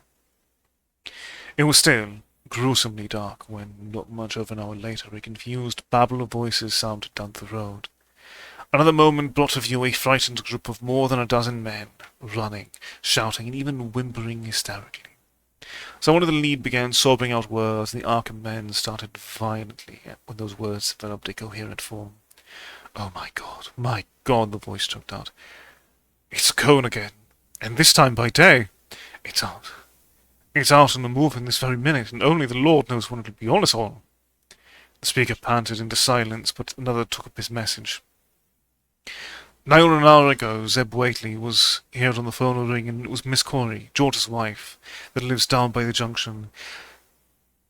She says the hired boy Luther was out driving in the cows from the storm out to the big bolt when he sees all the trees abandoned at the mouth of the glen, opposite side to this, and smelled the same awful smell they smelled when he found the big tracks last Monday morning. And when he says what they were. It was a swishing, lapping sound. More what the bent trees and bushes could make. And all of a sudden, the trees along the run begun to get pushed one side. There was awful stomping and splashing in the mud. But mind you, Luther, he didn't see nothing at all. Only the bent trees and underbrush. Then for ahead, where Bishop's Brook goes under the run, he heard a awful creaking and straining on the bridge, and says he could tell the sound of water starting to creak and split, and all the whiles he never see a thing, only them trees and bushes a bending. The swishing sound got very far off, on the run towards Wizard Whately's and Sentinel Hill, Whether he had the guts to step up where he heard it first and look. Step up where he heard it first and look at the ground. It was all mud and water. The sky was dark, and the rain was wiping out the trucks about as fast as could be. At the beginning of the glen mouth, where the trees had moved, there was still some of them awful prints, big as barrels that he seen Monday. At this point, the first excited speaker interrupted. But that ain't the trouble now. That was only the start. Zeb here was calling folks up, and everybody was listening in when the call from Seth Bishop's got in. His housekeeper Sally was carrying on fit to kill. She'd just seen the trees abandoned beside the road, and says there was a kind of mushy sound, like an elephant puffing and treading, heading for the house. Then she up and spoke, sudden of a fearful smell, and says the boy Chansey was a screaming as how it was just like what he smelt up at the Whately ruins Monday morning, and the dogs was all barking and whining awful. Welcome back, darling. How are you doing? And then she let out a terrible yell and says the shed down the road had just caved in like a storm had blowed it over. Only the wind wasn't strong enough to do that. Everybody was listening, and we could hear lots of folks on the wire gasping. All to walk Sally, she yelled again. Says the front yard picket fence had just scribbled up, though they want no sign of what done it. Then everybody on the line would hear Chansey and old Seth Bishop be yelling too, and Sally was shrieking out that something heavy had struck the house. Not lightning nor nothing, but something heavy again in the front that kept launching itself again and again, though you couldn't see nothing about the front windows, and then.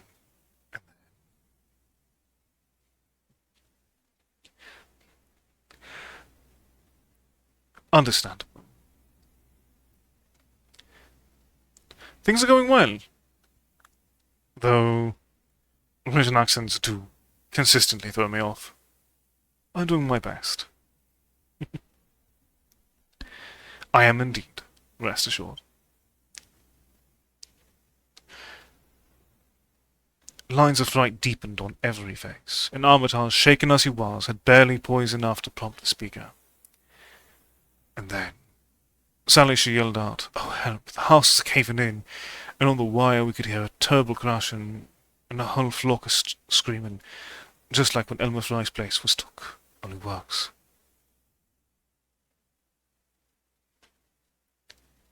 Mwah. The man paused, another of the crowd spoke. That's all. Not a sound nor squeak over the phone out of that. Just still like. We had heard it got out Fords and wagons and rounded up as many able-bodied menfolks as we could get at Corey's place, and come up here to see what you thought best to do. Not but what I think it's the Lord's judgment for our iniquities that no mortal can ever set aside. Armitage saw the time for positive action had come, and spoke decisively to the faltering group of frightened rustics. We must follow it, boys. He made his voice as reassuring as possible. I believe there's a chance of putting it out of business. You men know that those Whateleys are wizards. Well, this thing is a thing of wizardry, and must be put down by the same means. I've seen Wilbur Whately's diary and read some of the strange books he used to read, and I think I know the right kind of spell to recite to make the thing fade away. Of course, one can't be sure, but we can always take a chance. It's invisible. I knew it would be. But there's a powder in this long-distance sprayer that might make it show up for a second. Later on we'll try it. It's a frightful thing to lie, but it isn't as bad as what Wilbur would have let in if he'd lived longer. You'll never know what the world has escaped. Now we've only this one thing to fight, and it can multiply. It can, though, do a lot of harm. So we mustn't hesitate to rid the community of it.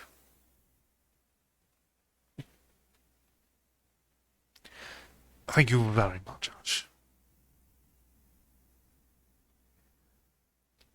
We must follow it, and the way to begin is to go to the place that has just been wrecked. Let somebody lead the way. I don't know your roads very well, but I've an idea there might be a shorter cut across lots. How about it? The men shuffled about a moment, and then Earl Sawyer spoke softly, pointing with a grimy finger through the steadily lessening rain.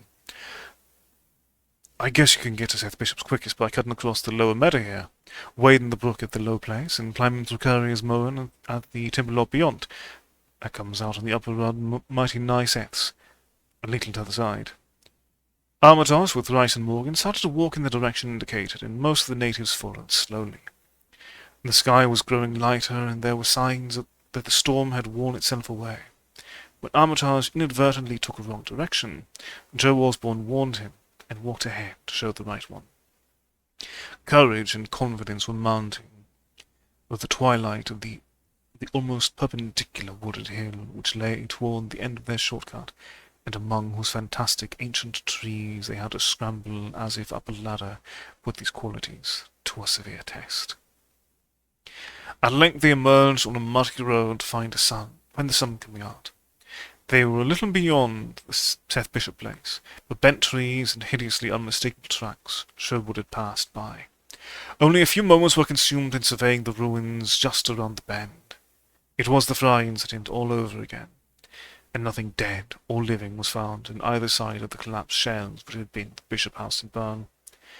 No one cared to remain there, amidst the stench and tarry stickiness, but all turned instinctively to the line of horrible prints leading on toward the wrecked Whately farmhouse and the altar-crowned slopes of Sentinel Hill.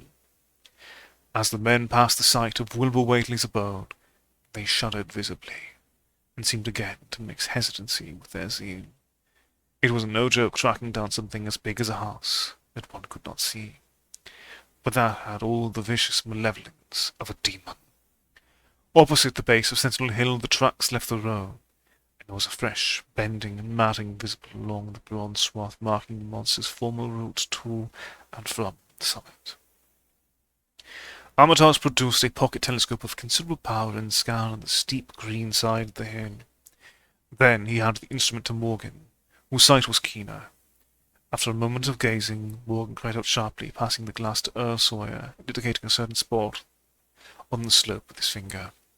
Sawyer, as clumsy as most non-user optical devices are, fumbled a while, but eventually focused the lens with Armitage's aid. When he did so, his cry was less restrained than Morgan's had been. God almighty, the grass and bushes is moving. It's going up, slow-like, creeping up to the top this minute. Heaven only knows what for. Then the germ of panic seemed to spread among the seekers. It was one thing to chase the nameless entity, but quite another to find it. Spells might be all right, but suppose they weren't. Voices began questioning Armitage about what he knew of the thing, and no reply seemed quite to satisfy. Everyone seemed to feel himself in close proximity to phases of nature and being utterly forbidden, and wholly outside the sane experience of mankind.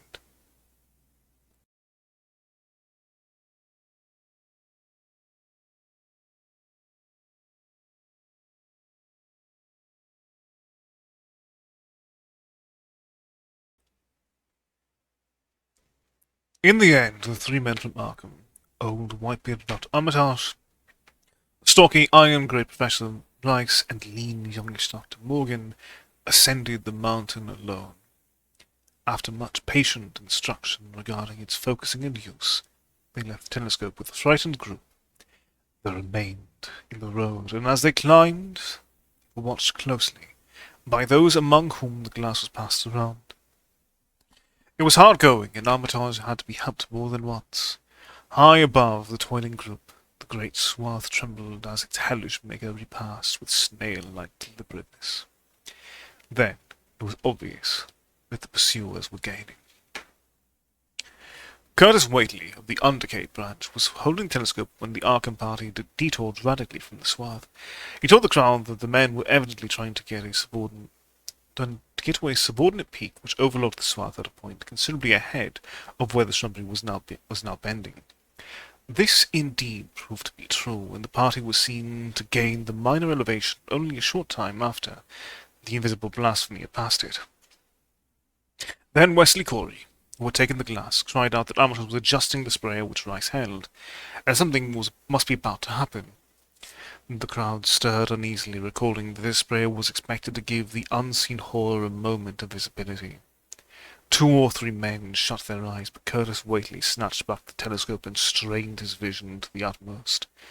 He saw that Rice, from the party's point of vantage above and behind the entity, had an excellent chance of spreading the potent powder with marvellous effect. But those without the telescope saw only an instant's flash of grey cloud, a cloud about the size of a moderately large building near the top of the mountain. Curtis, who had held the instrument, dropped it with a piercing shriek into the ankle-deep mud of the road. He reeled and would have crumpled to the ground had not 2 or 3 others seized and steadied him. All he could do was moan half-audibly. "Oh, oh, great God! Earth! Earth!" There was a pandemonium of questioning, and only Henry Wheeler thought to rescue the fallen telescope and wipe it clean of mud. Curtis was past all coherence, and even isolated replies were almost too much for him. "Bigger than a barn, all made of squirm and ropes. Whole thing sort of shaped like a hen's egg, bigger than anything, with dozens of legs like hogshead that have shut up when they step. Nothing solid about it, all like jelly and made of separate wiggling ropes pushed close together. Great bulging eyes all over it. 10 or 20 mouths or trunks sticking out along sides, big as stovepipes, and all a tossing and opening and shutting, all grey with kind of blue or purple rings. And God in heaven, that half-face on top." This final memory, whatever it was, proved too much for poor Curtis, and he collapsed completely before he could say more. Fred Farr and Will Hutchins carried him to the roadside and laid him on the damp grass. Henry Wheeler, trembling, turned the rescued telescope on the mountain to see what he might. Through the lenses were discernible 3 tiny figures, apparently running toward the summit as fast as the steep incline allowed. Only 3, nothing more. Then everyone noticed a strangely unseasonable noise in the deep valley behind, and even in the underbrush of Sentinel Hill itself. It was the piping of unnumbered whippoorwills, and in their shrill chorus there seemed to lurk a note of tense and evil expectancy. Earl Sawyer now took the telescope, and reported the 3 figures as standing on the topmost ridge, virtually level with the altar stone, but at a considerable distance from it. One figure, he said, seemed to be raising its hands above its head at rhythmic intervals, and as Sawyer mentioned the circumstance, the crowd seemed to hear a faint, half-musical sound from the distance, as if a loud chant were accompanying the gestures. The weird silhouette on that remote peak must have been a spectacle of infinite grotesqueness and impressiveness, but no observer was in a mood for aesthetic appreciation. "I guess he's saying the spell," whispered Wheeler as he snatched back the telescope. Whippoorwills were piping wildly and in a singular, curious, irregular rhythm quite unlike that of a visual ritual. Suddenly the sunshine seemed to lessen without the intervention of any discernible cloud. It was a very peculiar phenomenon, and was plainly marked by all. A rumbling sound seemed brewing beneath the hills, mixed strangely with a concordant rumbling which clearly came from the sky. Lightning flashed aloft, and the wondering crowd looked in vain for the portents of storm. The chanting of the men from Arkham now became unmistakable, and Wheeler saw through the glass that they were all raising their arms in the rhythmic incantation. From some farmhouse far away came the frantic barking of dogs. The change in the quality of the daylight increased, and the crowd gazed about the horizon in wonder. A purplish darkness, born of nothing more than a spectral deepening of the skies below, pressed down upon the rumbling hills. Then the lightning flashed again, somewhat brighter than before, and the crowd fancied that it showed a certain mistiness around the altar stone on the distant height. No one, however, had been using the telescope at that instant. The whippoorwills continued their irregular pulsation, and the men of Dunwich braced themselves tensely against some imponderable menace with which the atmosphere seemed surcharged. Without warning came those deep, cracked, raucous vocal sounds which will never leave the memory of the stricken group who heard them. Not from any human throat were they born, for the organs of man can yield no such acoustic perversions. Rather would one have said they came from the pit itself, had not their source been so unmistakably the altar stone of the peak. It is almost erroneous to call them sounds at all, since so much of their ghastly, infra-based timbre spoke to dim seats of consciousness and terror far subtler than the ear. Yet one must do so, since their form was indisputably, though vaguely, that of half-articulate words. They were loud, loud as the rumblings and the thunder above which they echoed. Yet did they come from no visible being, and because imagination might suggest a conjectural source in the world of non-visible beings, the huddled crowd at the mountain's base huddled still closer, and winced as if in expectation of a blow.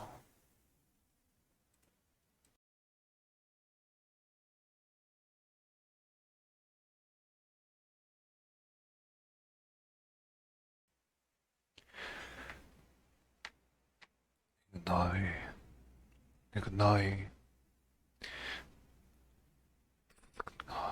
Yog Sothoth rang the hideous croaking out of space. You think, yeah, the crookling. The speaking impulse seemed to falter here, as if some frightful psychic struggle were going on. Henry Wheeler strained his eye at the telescope, but saw only the three grotesquely silhouetted human figures on the peak, all moving their arms furiously in strange gestures as their incantation drew its nearest culmination. From what black wells of acherontic fear or feeling, from what unplumbed gulfs of extra-cosmic consciousness or obscure long-latent heredity were those half-articulate thunder-croakings drawn? Presently they began to gather renewed force and coherence as they grew in stark, utter, ultimate frenzy.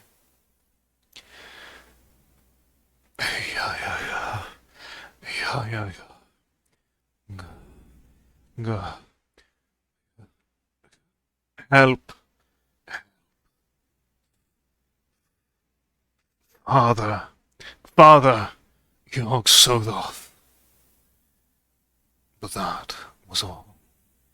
The pallid group in the road, still reeling at the indisputably English syllables that had poured thickly and thunderously down from the frantic vacancy beside that shocking old stone, were never to hear such syllables again.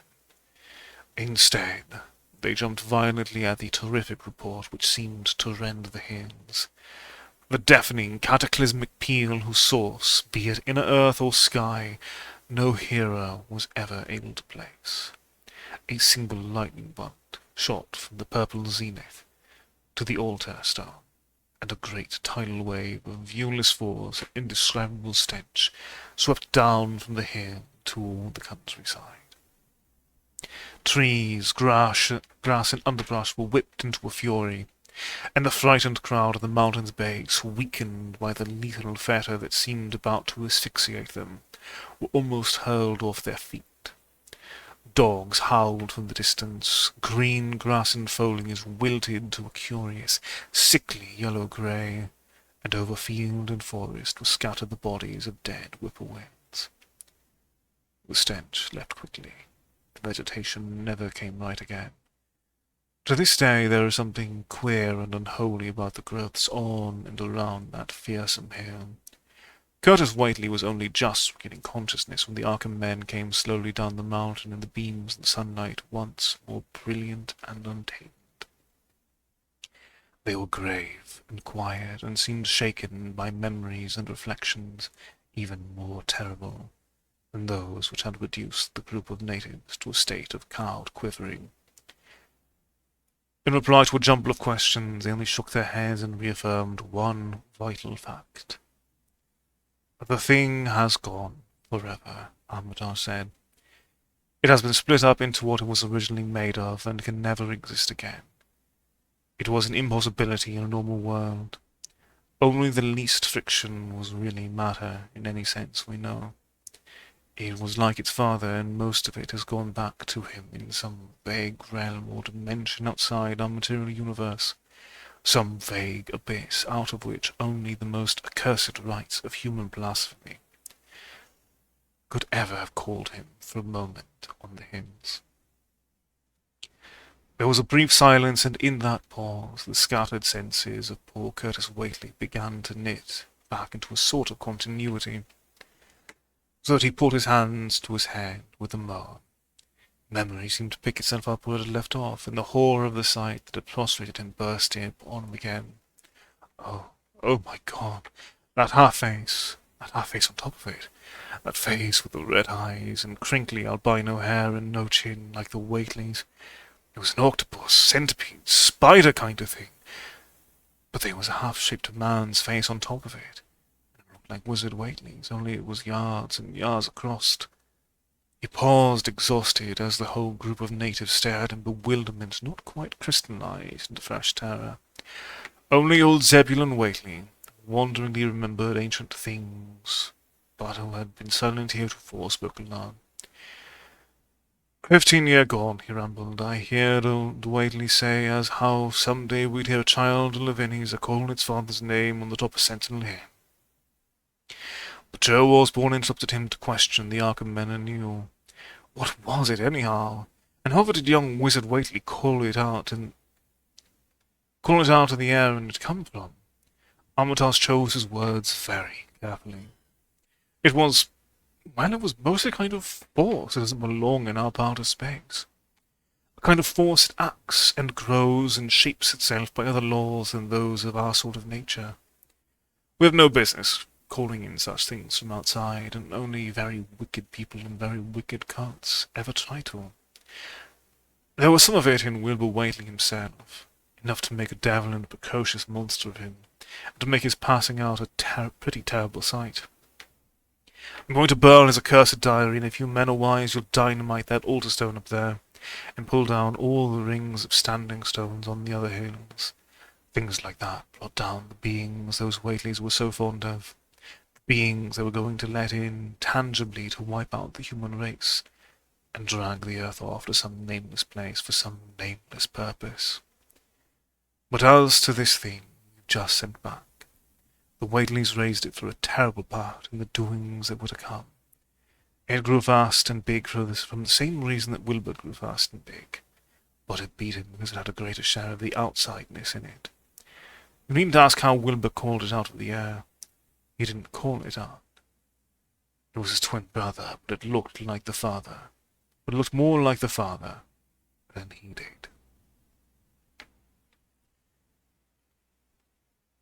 And thus, ladies and gentlemen, concludes the Dunwich Horror.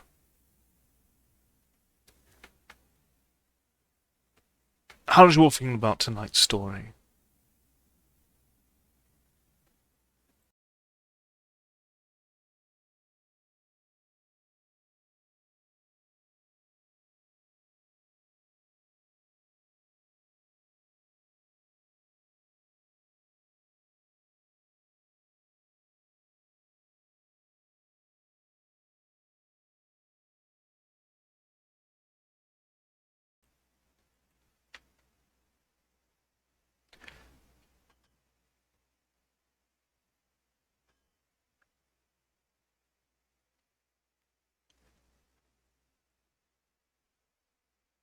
That's perfectly fine.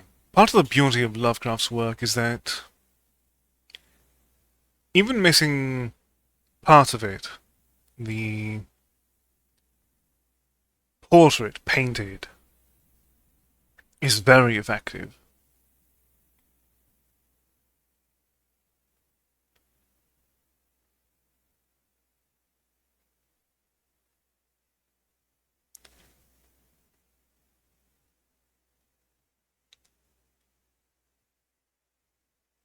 Narrative work in particular, as well as, of course, the colourful depictions of the creatures in his works, are two very important strengths.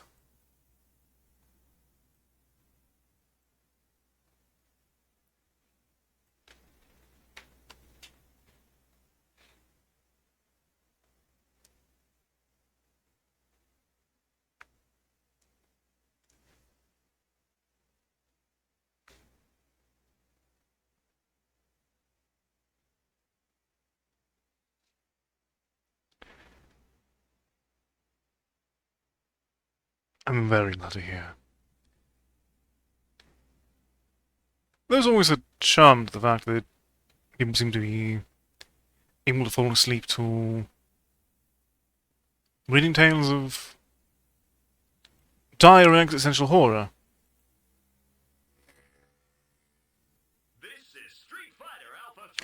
But our stream is not yet done tonight.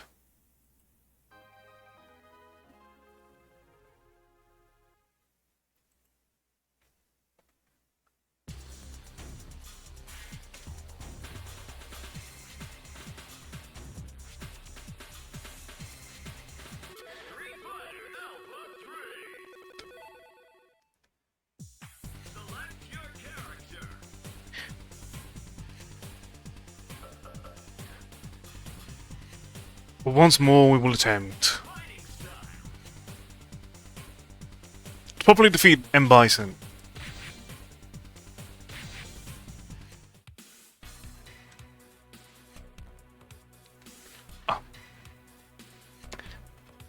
Also,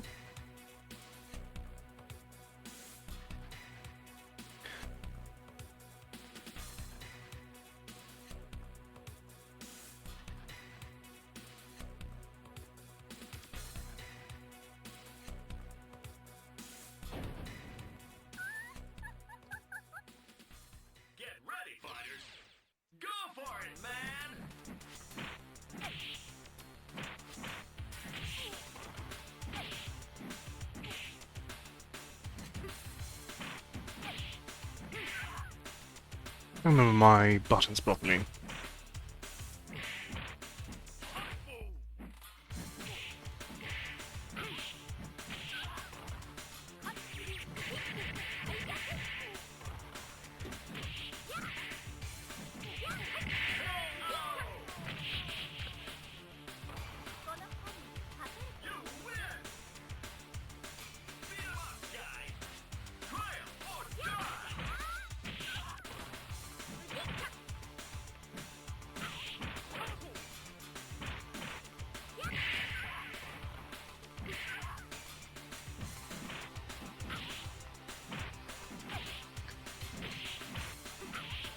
To feel my best button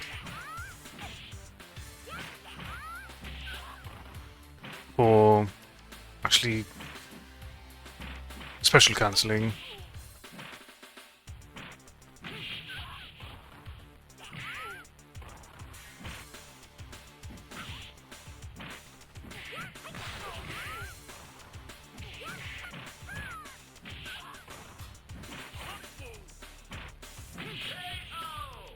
Oh, at least I didn't burn any meat on that round.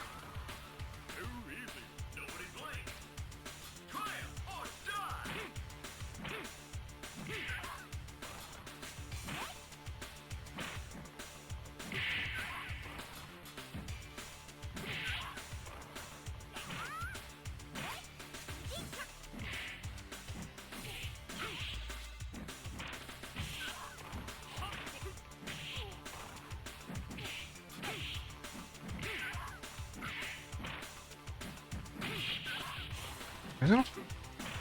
Cancel button. Thought it was. No, that does work. Ooh. Barely managed to steal that round.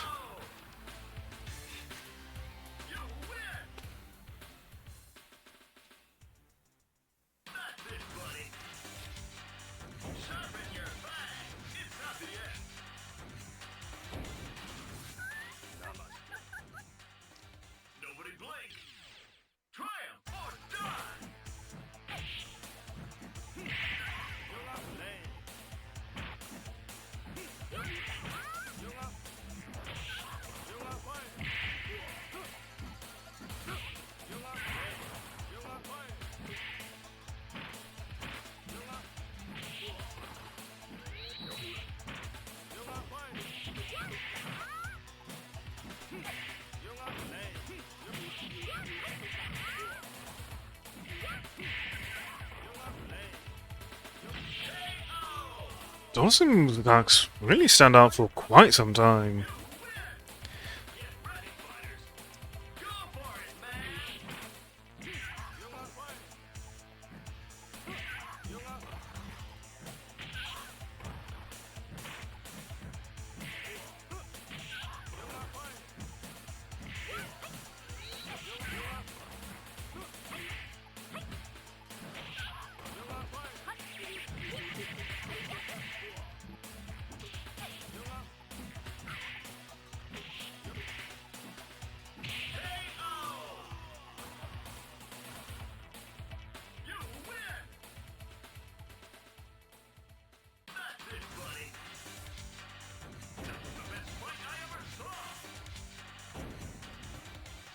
I suppose what runs down later on in the arcade run.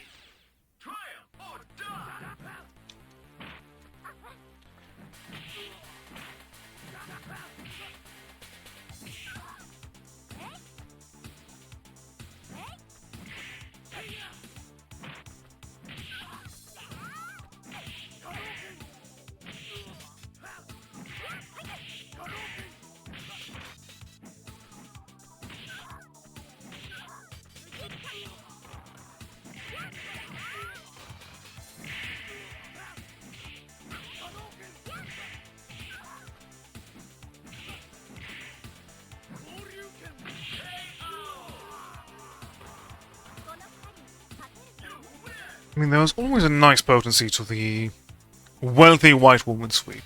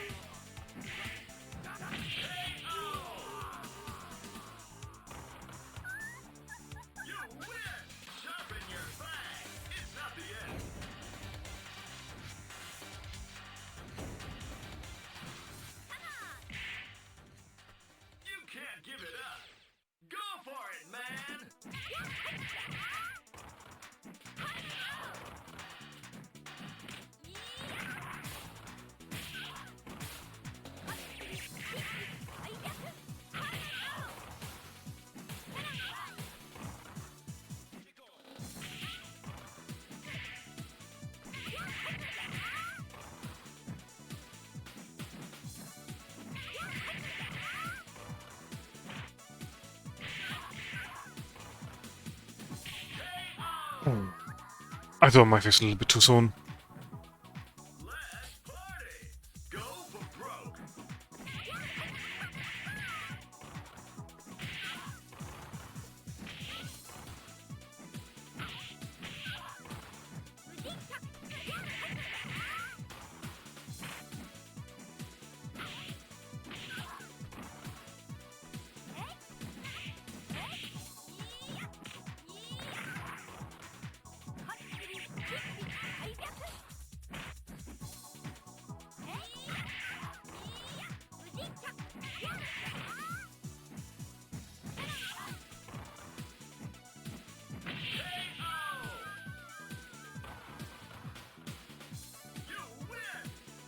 So it's better for some basic gameplay.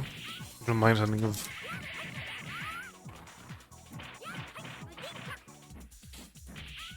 combo flow is still definitely on the lacking side.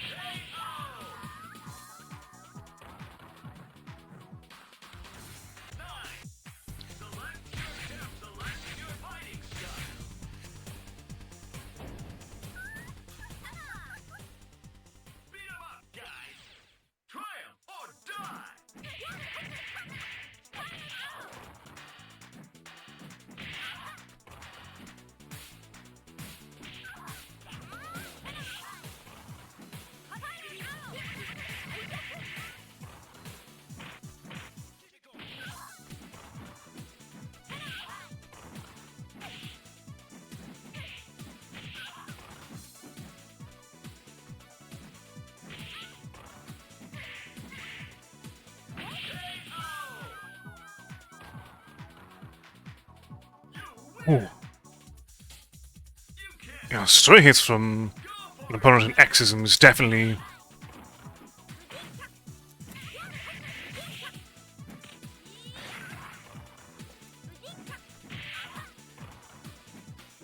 trading raw hits is definitely not going to put it in my favor.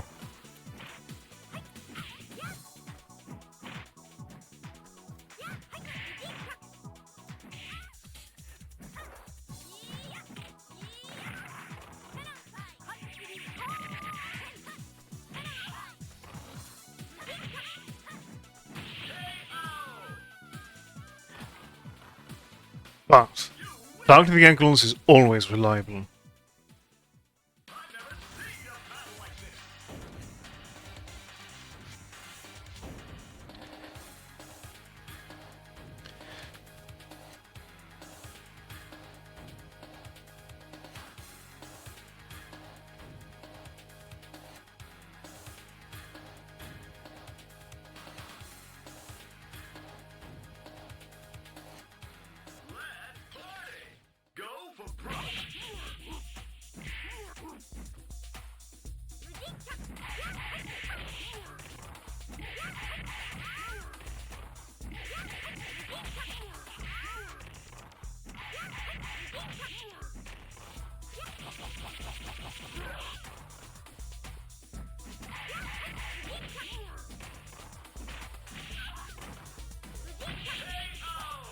So it seems juggle runes. So when someone's in a juggle state, I can only really pick them back up with a special attack.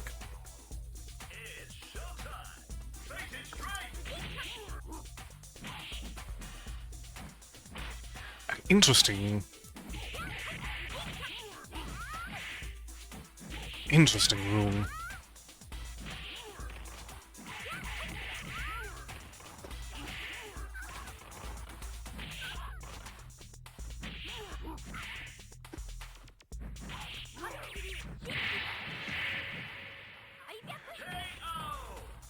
The look of fear was definitely warranted.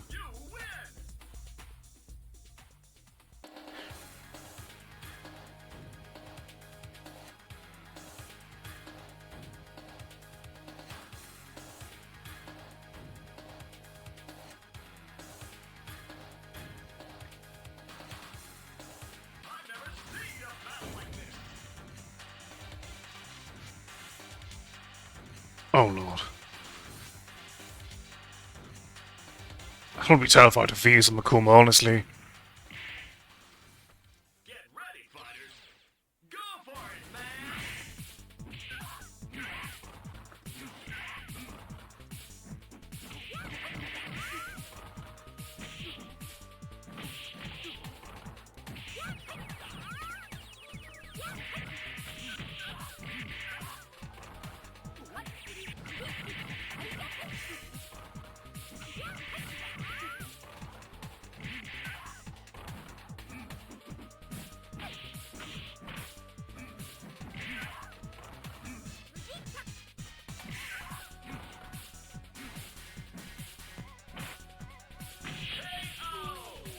Oh.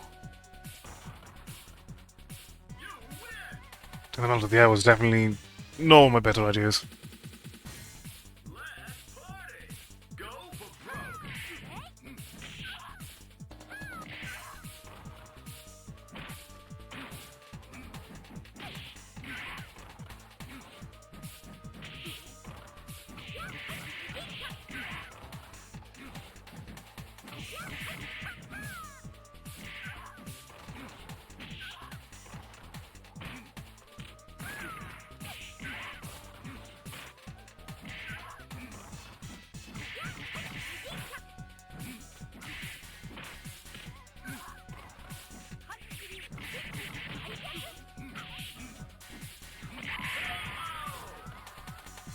People have to my meter. That's unfortunate.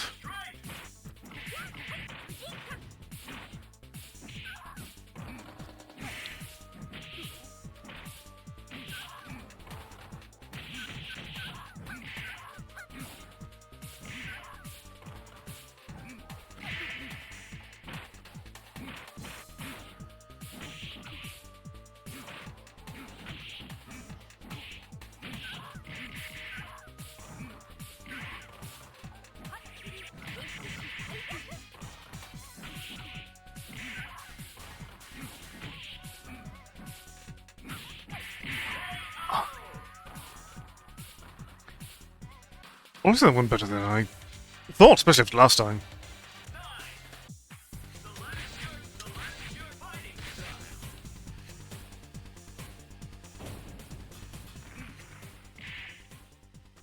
Nobody blink. Triumph or die.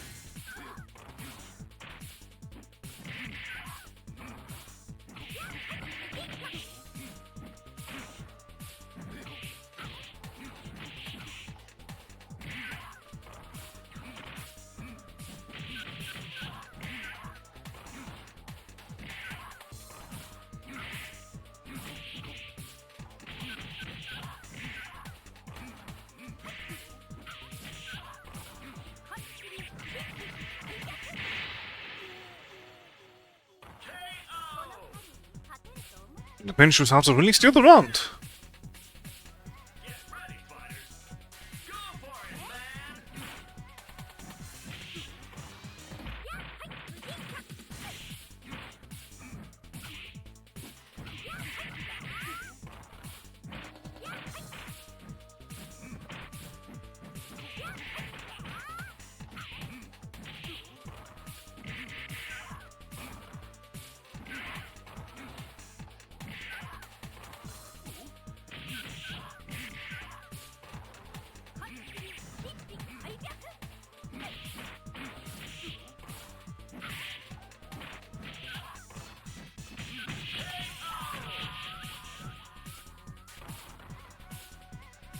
Let's party. Go for broke.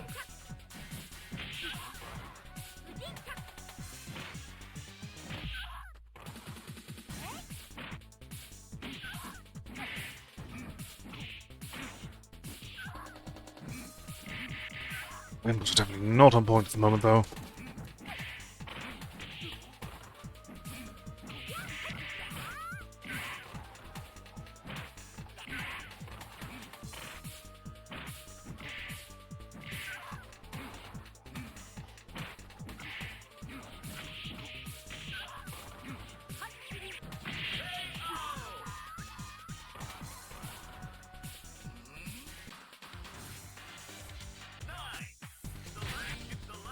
I think Women was more on point. I probably could have taken that particular round, but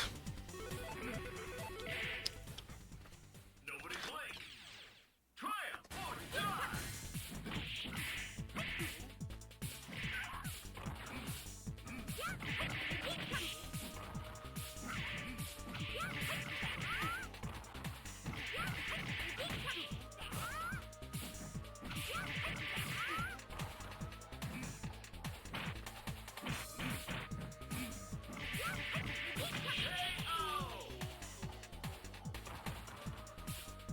You win! It all depends on your skill. Go for broke.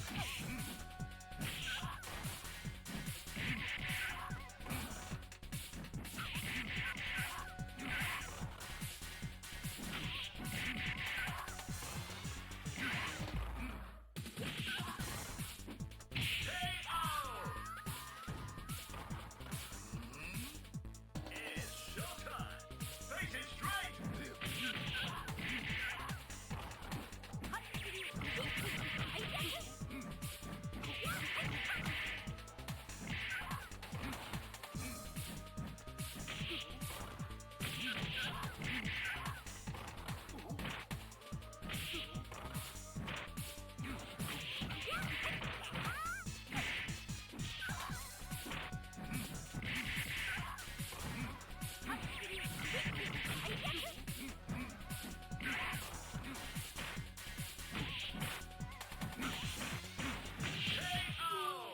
ooh, I'm really glad about the range of that sweep.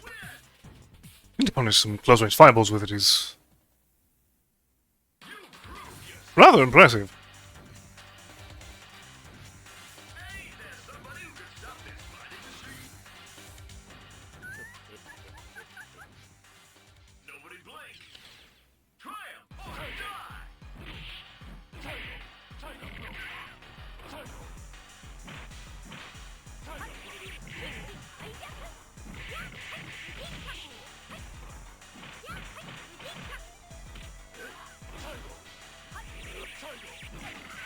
Ah, yours came out first. Fair.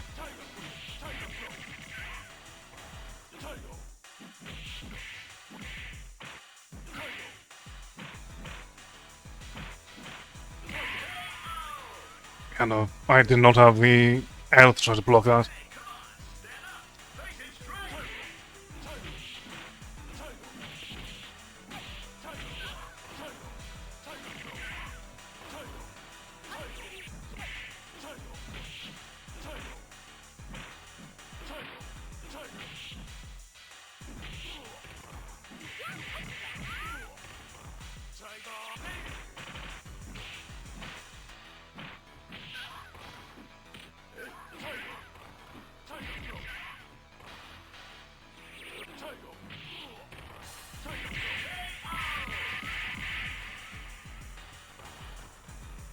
Oh, yeah, no.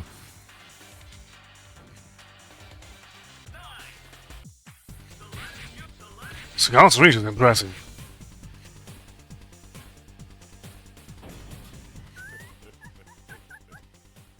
You can't give it up. Go for it, man.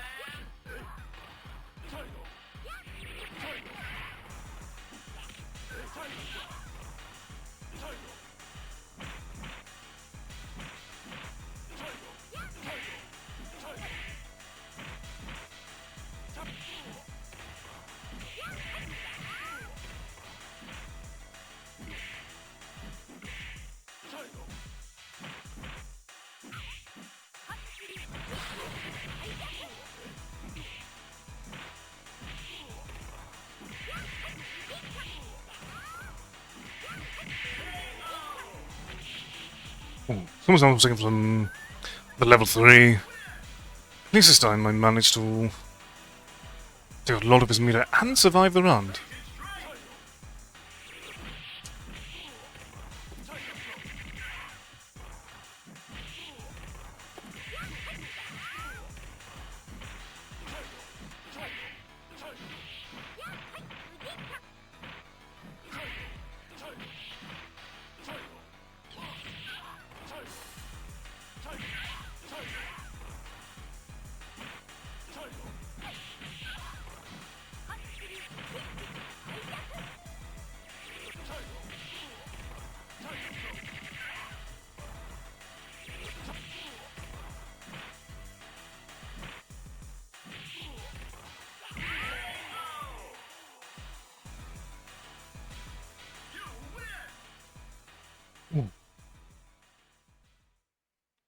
Meaty Chipkin.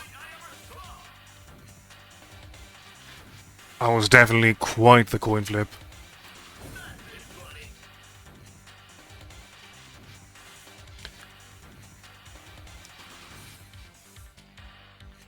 Oh, an Exorcism Grappler. It all depends on your skill. Go for broke.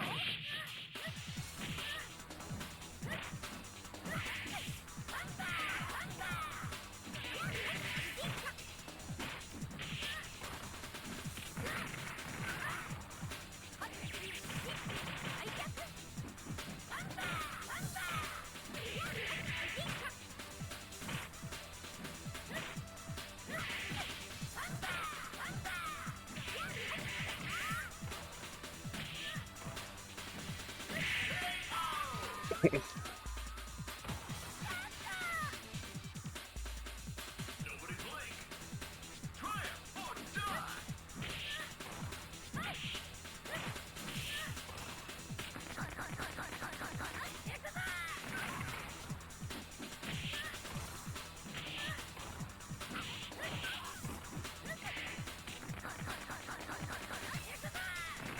I know that Exorcism Grappler damage is heavily felt. Select your fighting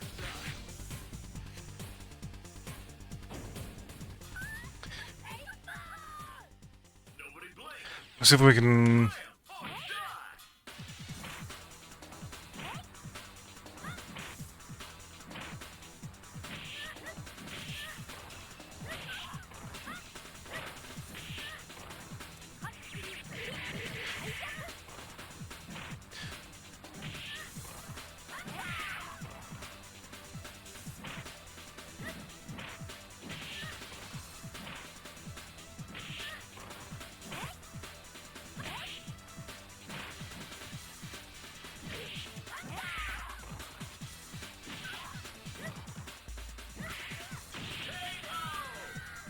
Okay, so... The step kick and the sweep definitely help with keeping Meek out of range. Go for broke.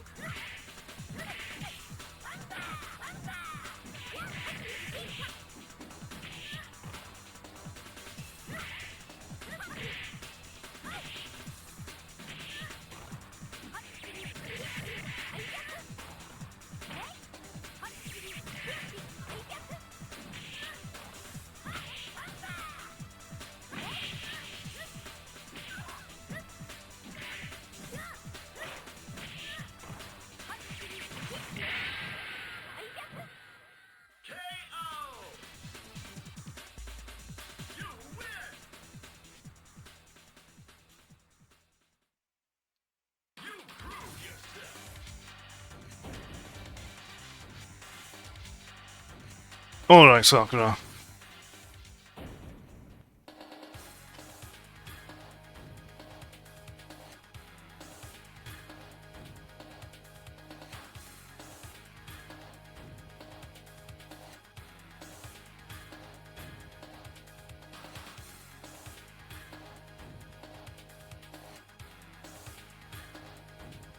Get ready, fighters.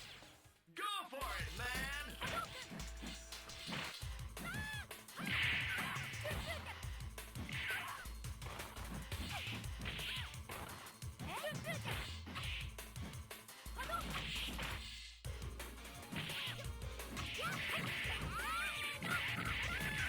Humble draw.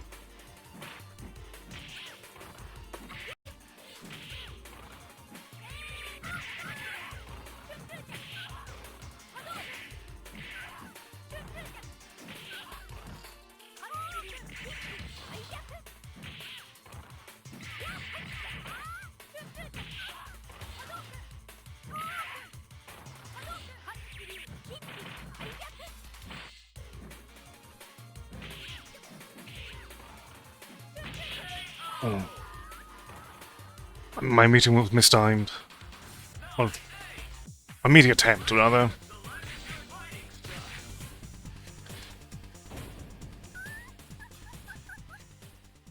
Let's party. Go for broke.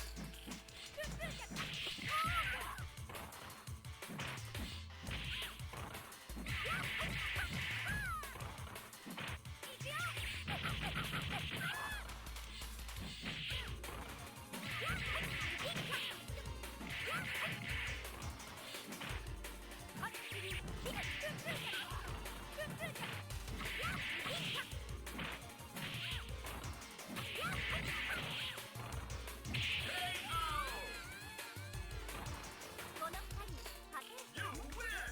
Get ready, fighters! Go for it, man!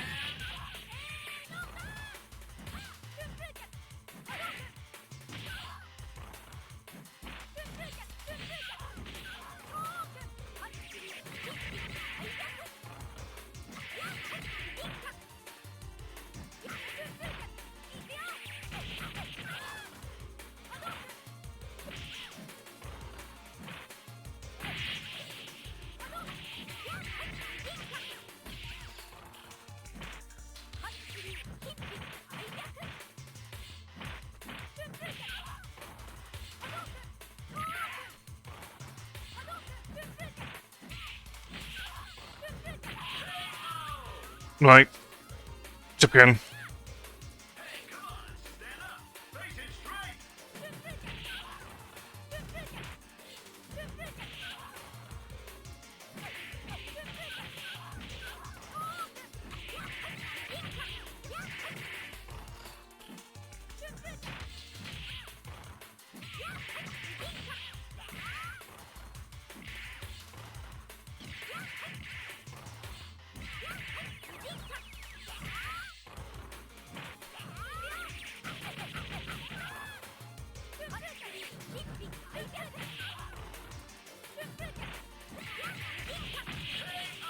Oh. Wasn't nearly as safe as I thought it was.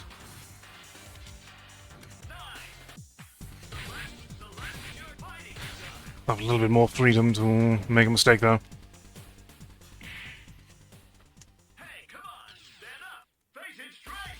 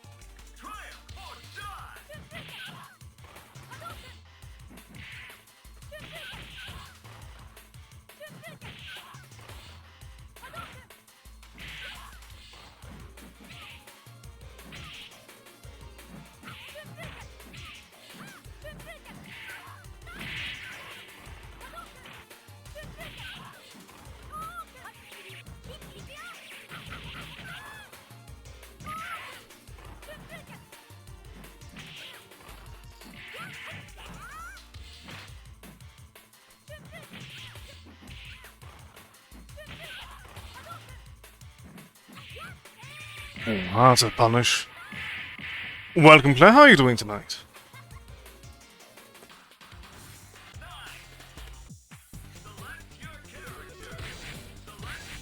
Let's give it another shot.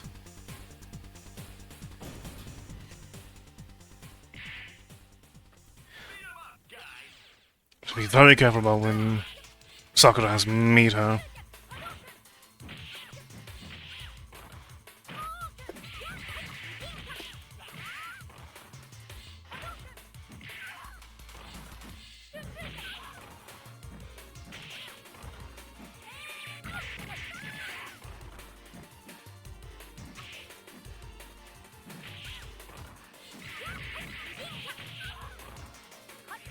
Up, nope, that is. Ooh. Very badly chosen on my part.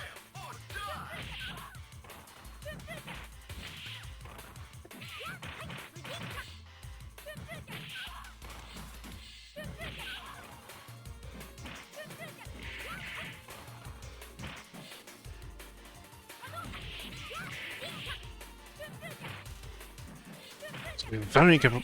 Up, nope. The iframe punish.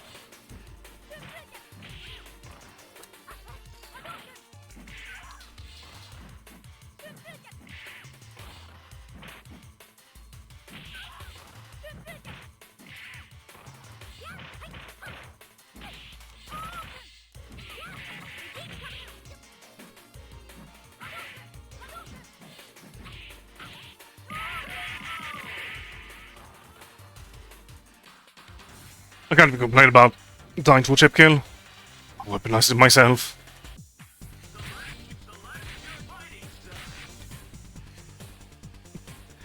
Oh, last time I got Soccer, she didn't give me this much trouble. It all depends on your skill. Go for broke. But also, she was definitely utilizing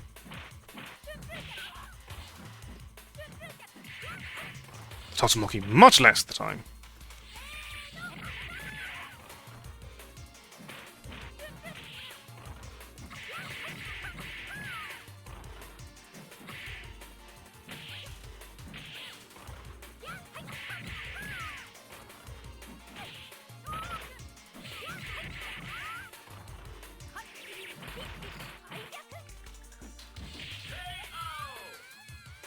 Ooh. You win. It's showtime. Vacant strike.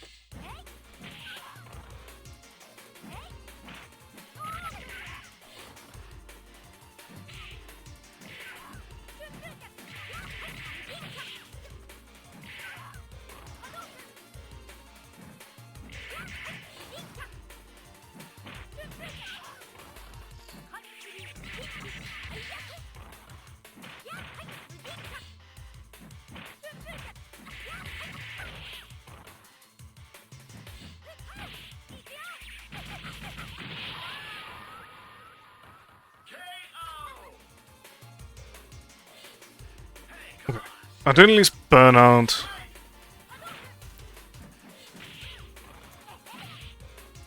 a good chunk of meter.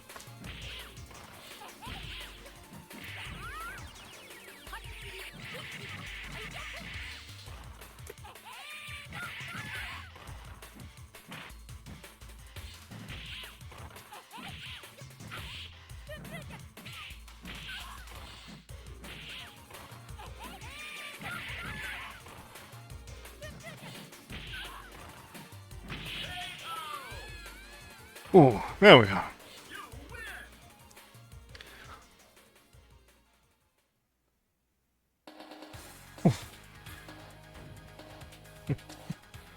Thank you very much. Ooh. Yes, I would not give me as much last time. It was the terrible twosome.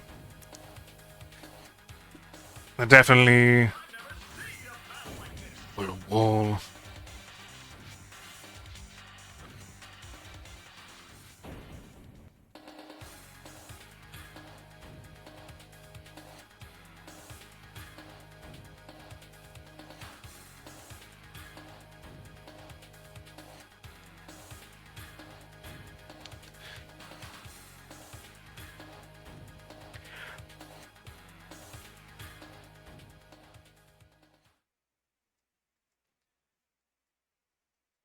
can't give it up.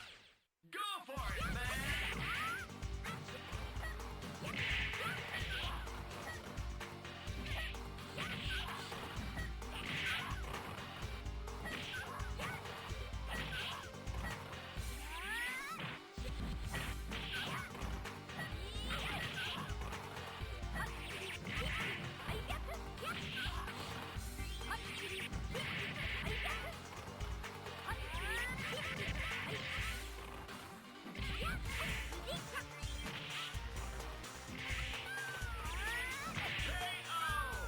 Ooh. You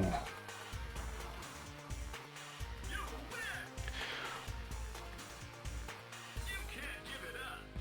Go for it, man!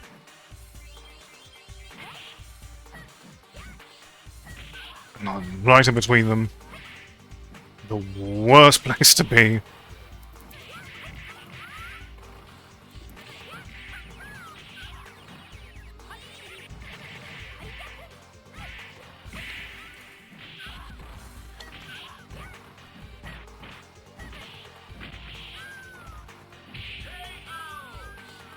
Alright, so this particular run, all of the difficulty with the soccer, apparently. Oh. Now this singular shot at you.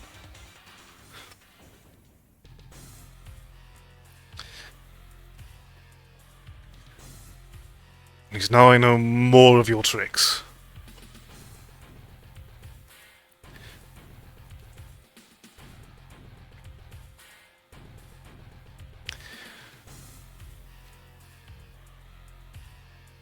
Nobody blink. Triumph or die.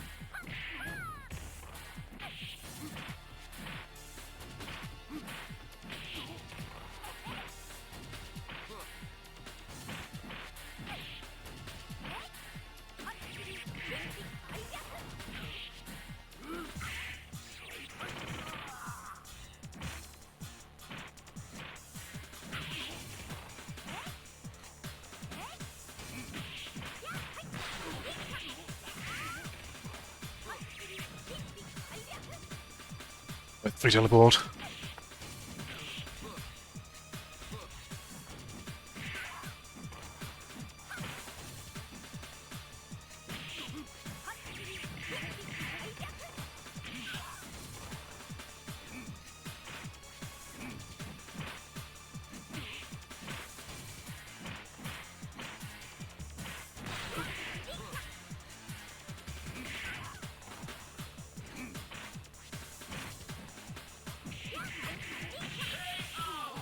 Ooh.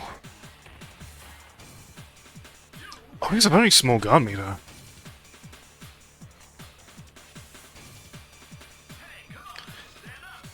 Oh, no, well, actually broken, I suppose.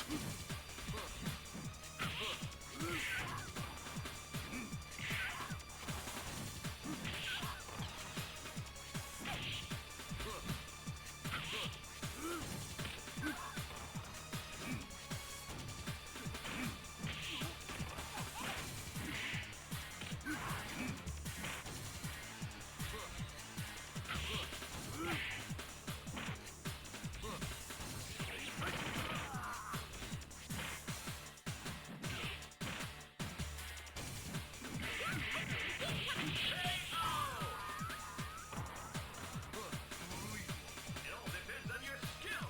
Go for broke.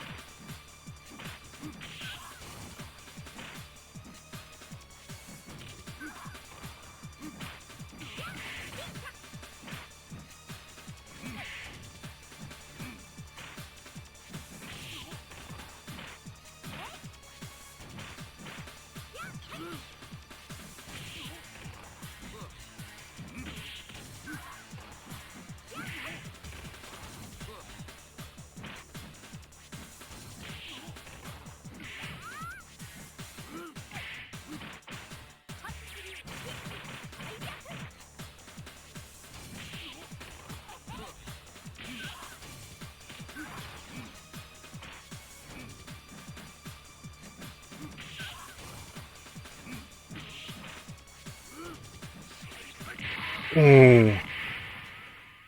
Unfortunate. Go close that time at least. Game over. Ooh. Street Fighter Alpha 3. Select your fighting style. Didn't mean to pick real. I'll be fine. Nobody blink. Triumph or die.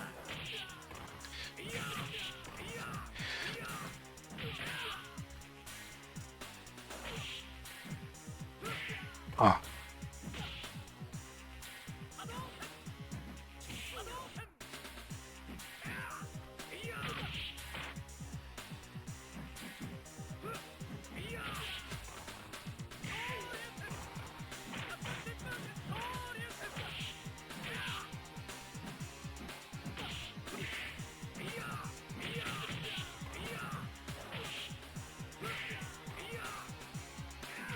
Am I going to be able to... I like that I can stand still and the guy still takes so much time actually hitting me. Nobody blink. Triumph or die.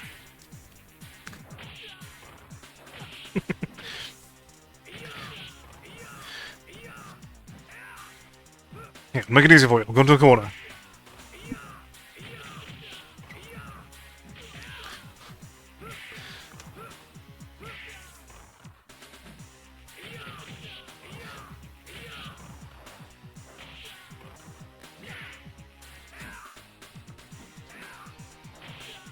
You look right over there, guy.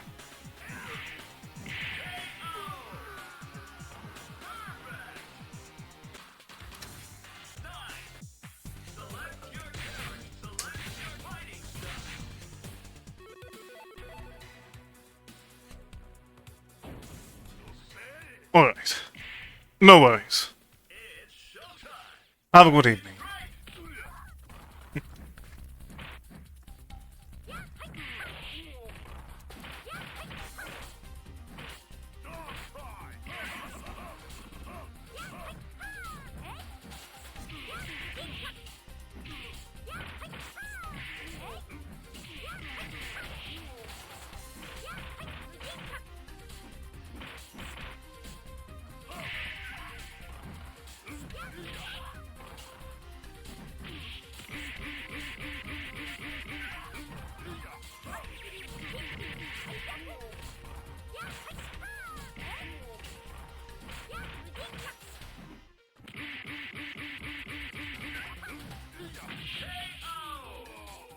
Oh.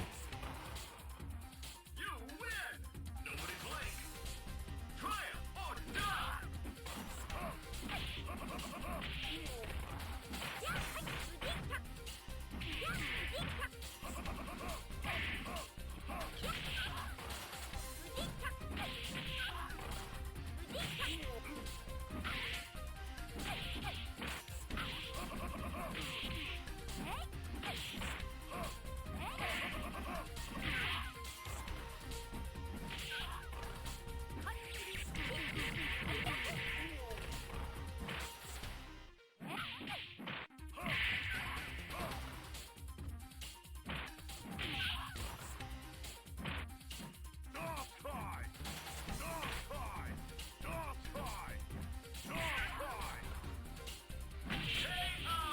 Oh, alright.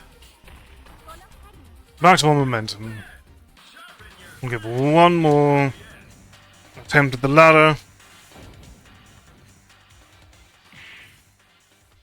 Let's party. Go for broke.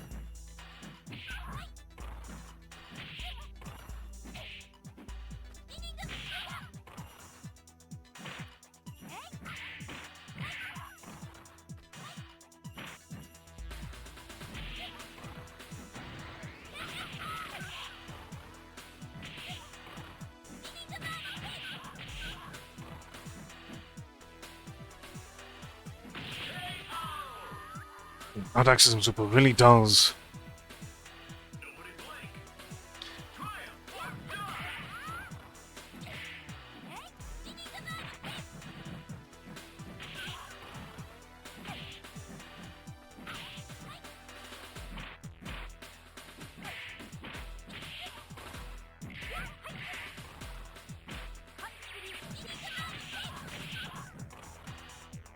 It's not last very long, that super at all.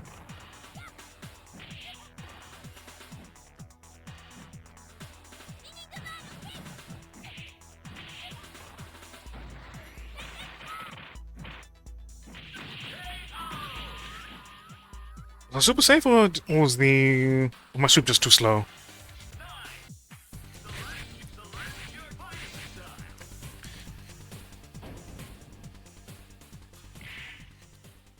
It all depends on your skill. Go for broke.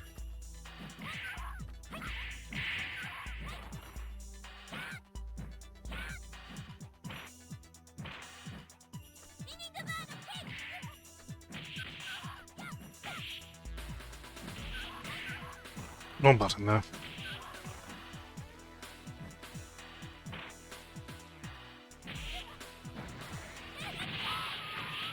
That's my own fault for pressing a button. Is it a burn any resources other than around?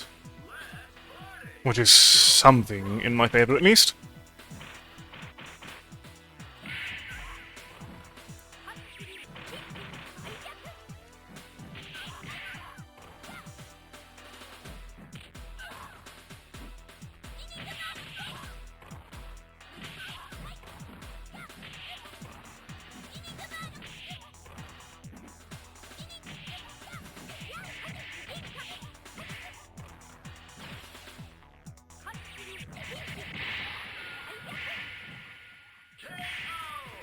Definitely threw out a little bit too much power there. You win. Hey, come on, stand up. Face it straight.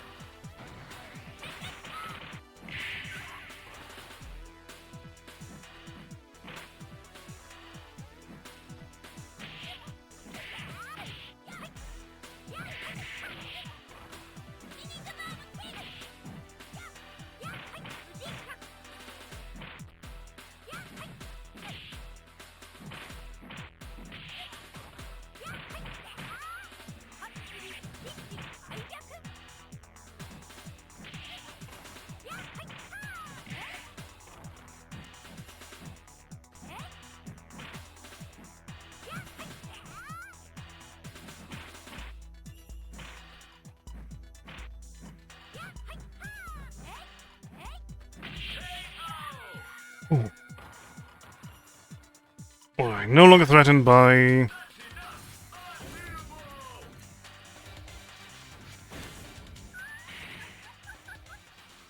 any On your skill. Go for broke. stray hit.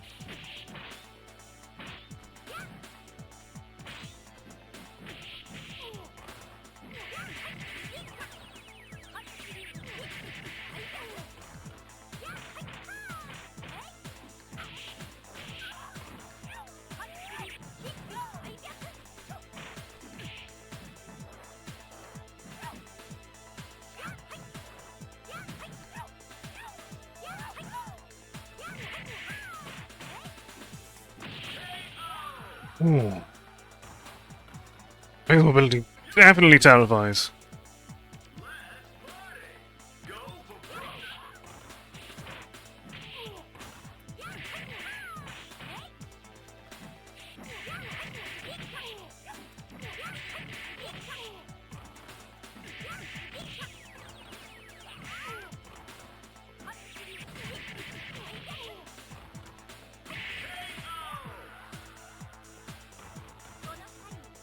You win.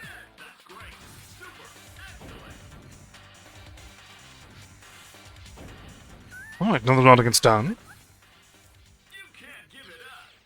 Go for it, man.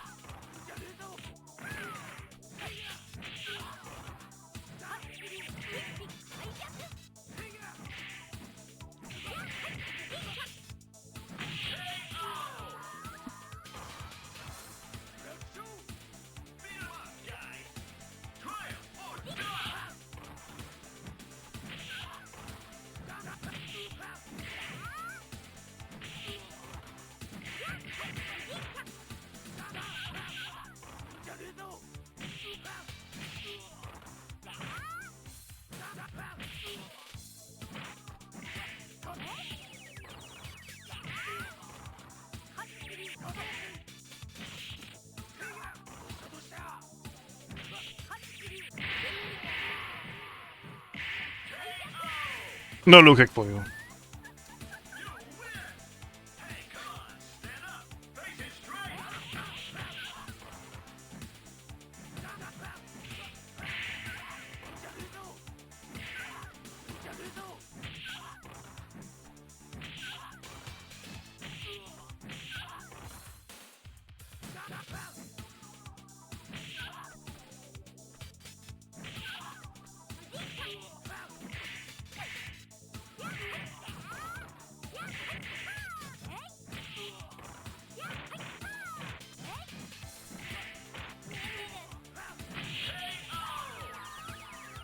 Actually lost we're done.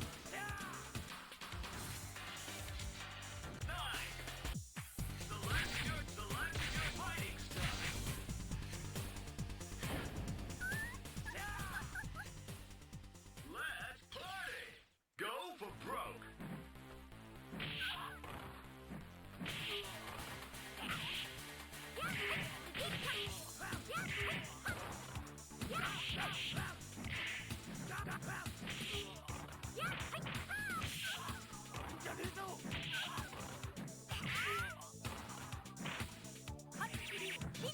Wrong super. Didn't utilize the one there.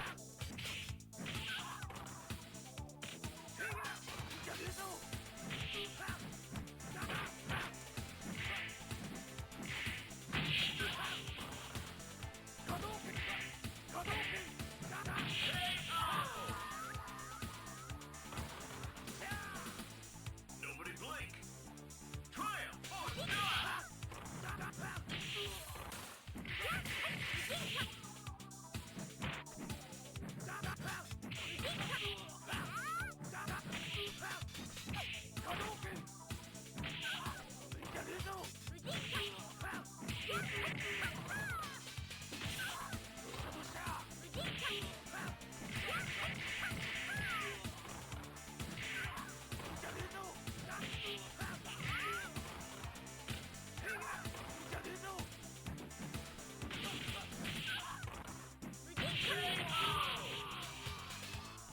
Unfortunately, the other throw makes us trying to get the throw on him.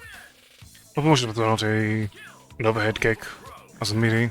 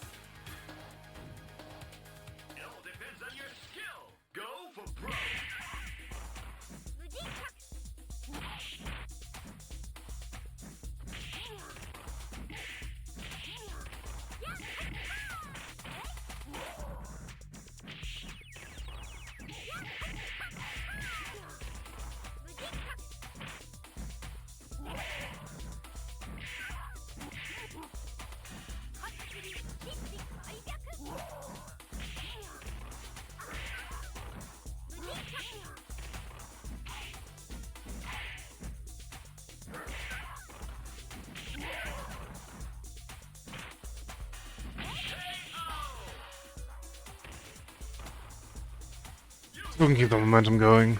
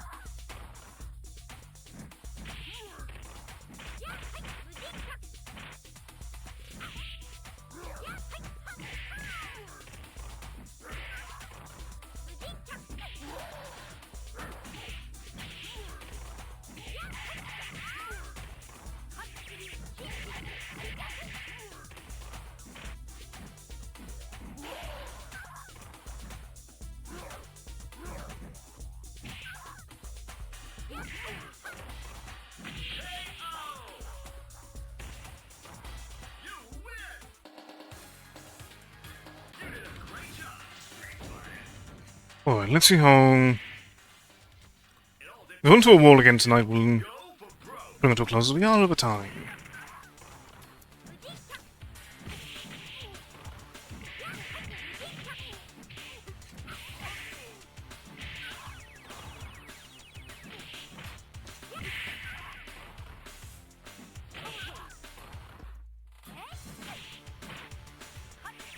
Oh, nope, wrong button.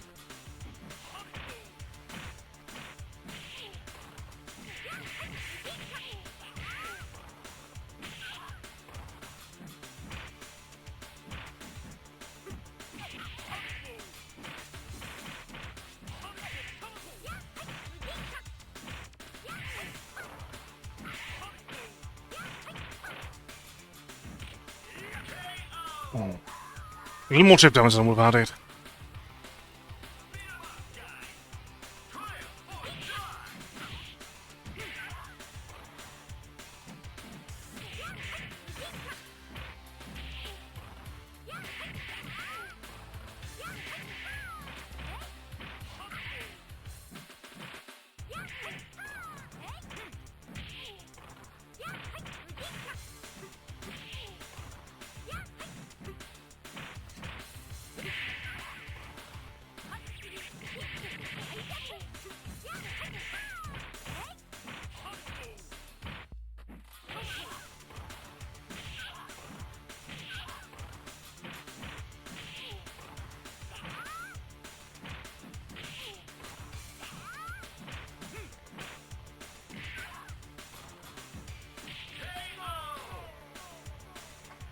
Go for the ankles.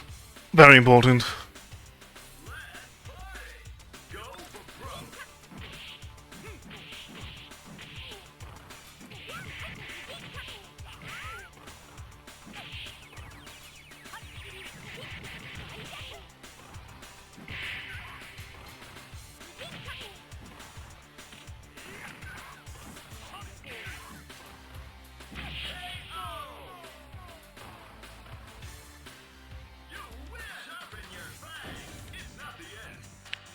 Oh, a late oh. Exorcism again might be... Hey, come on! Stand up! Face it straight! worrisome.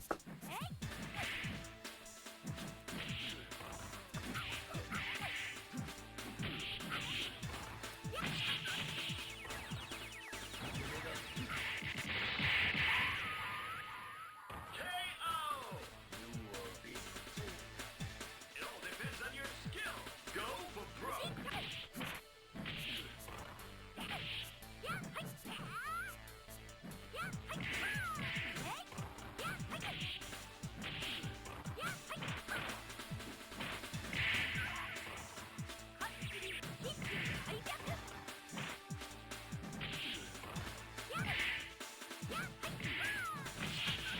Oh, numbing. We've got ourselves up the corner on accident.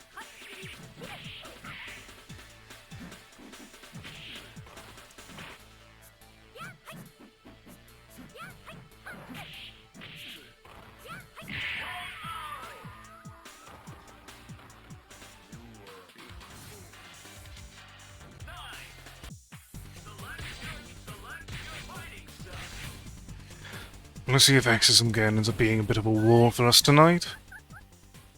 It all depends on your skill. Go for broke.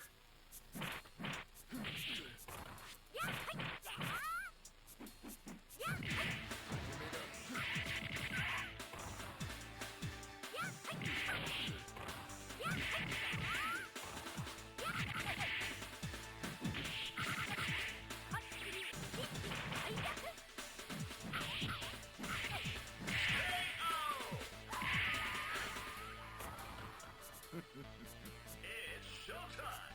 Face it straight.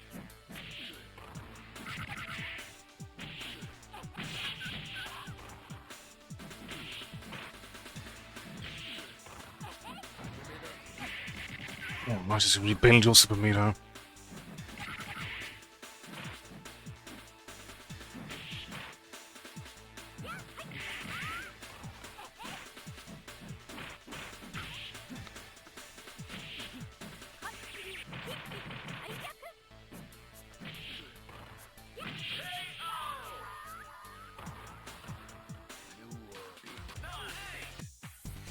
Alright.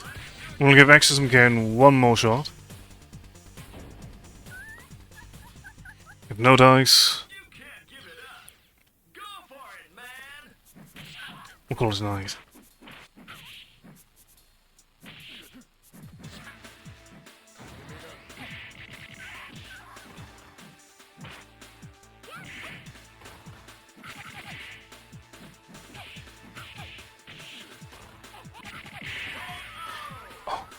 That supposed comes out really quickly. Get ready, fighters.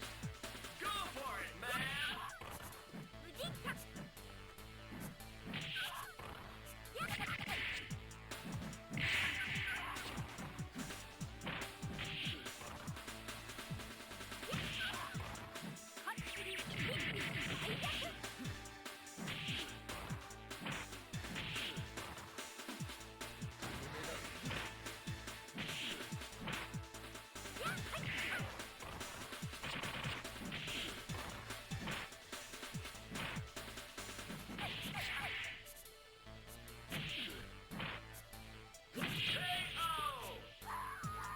Alright. Ladies and gentlemen, this will bring tonight's showcase to a close. Thank you all very much for joining me.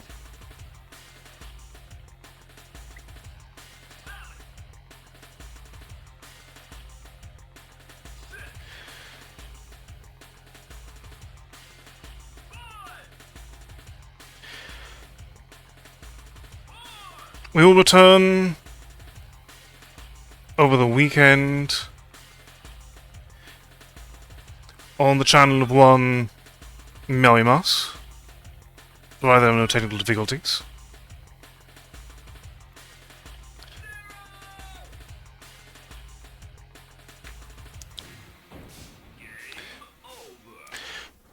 We will be going for the finale of Superbugs Awaken, a co-op, asymmetrical communication-oriented puzzle game.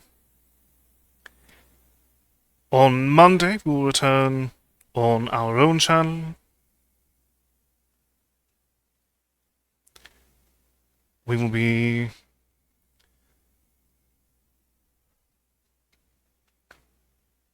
playing a horror farming sim called Descending the Woods with a lovely Lilith Knox. But in the meantime, ladies and gentlemen,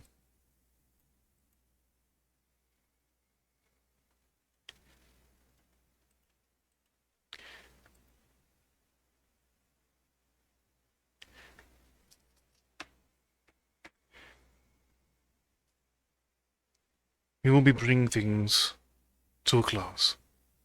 Thank you all very much for joining me. Please do all that you can to enjoy the remainder of your evening. And as always, take care and good night.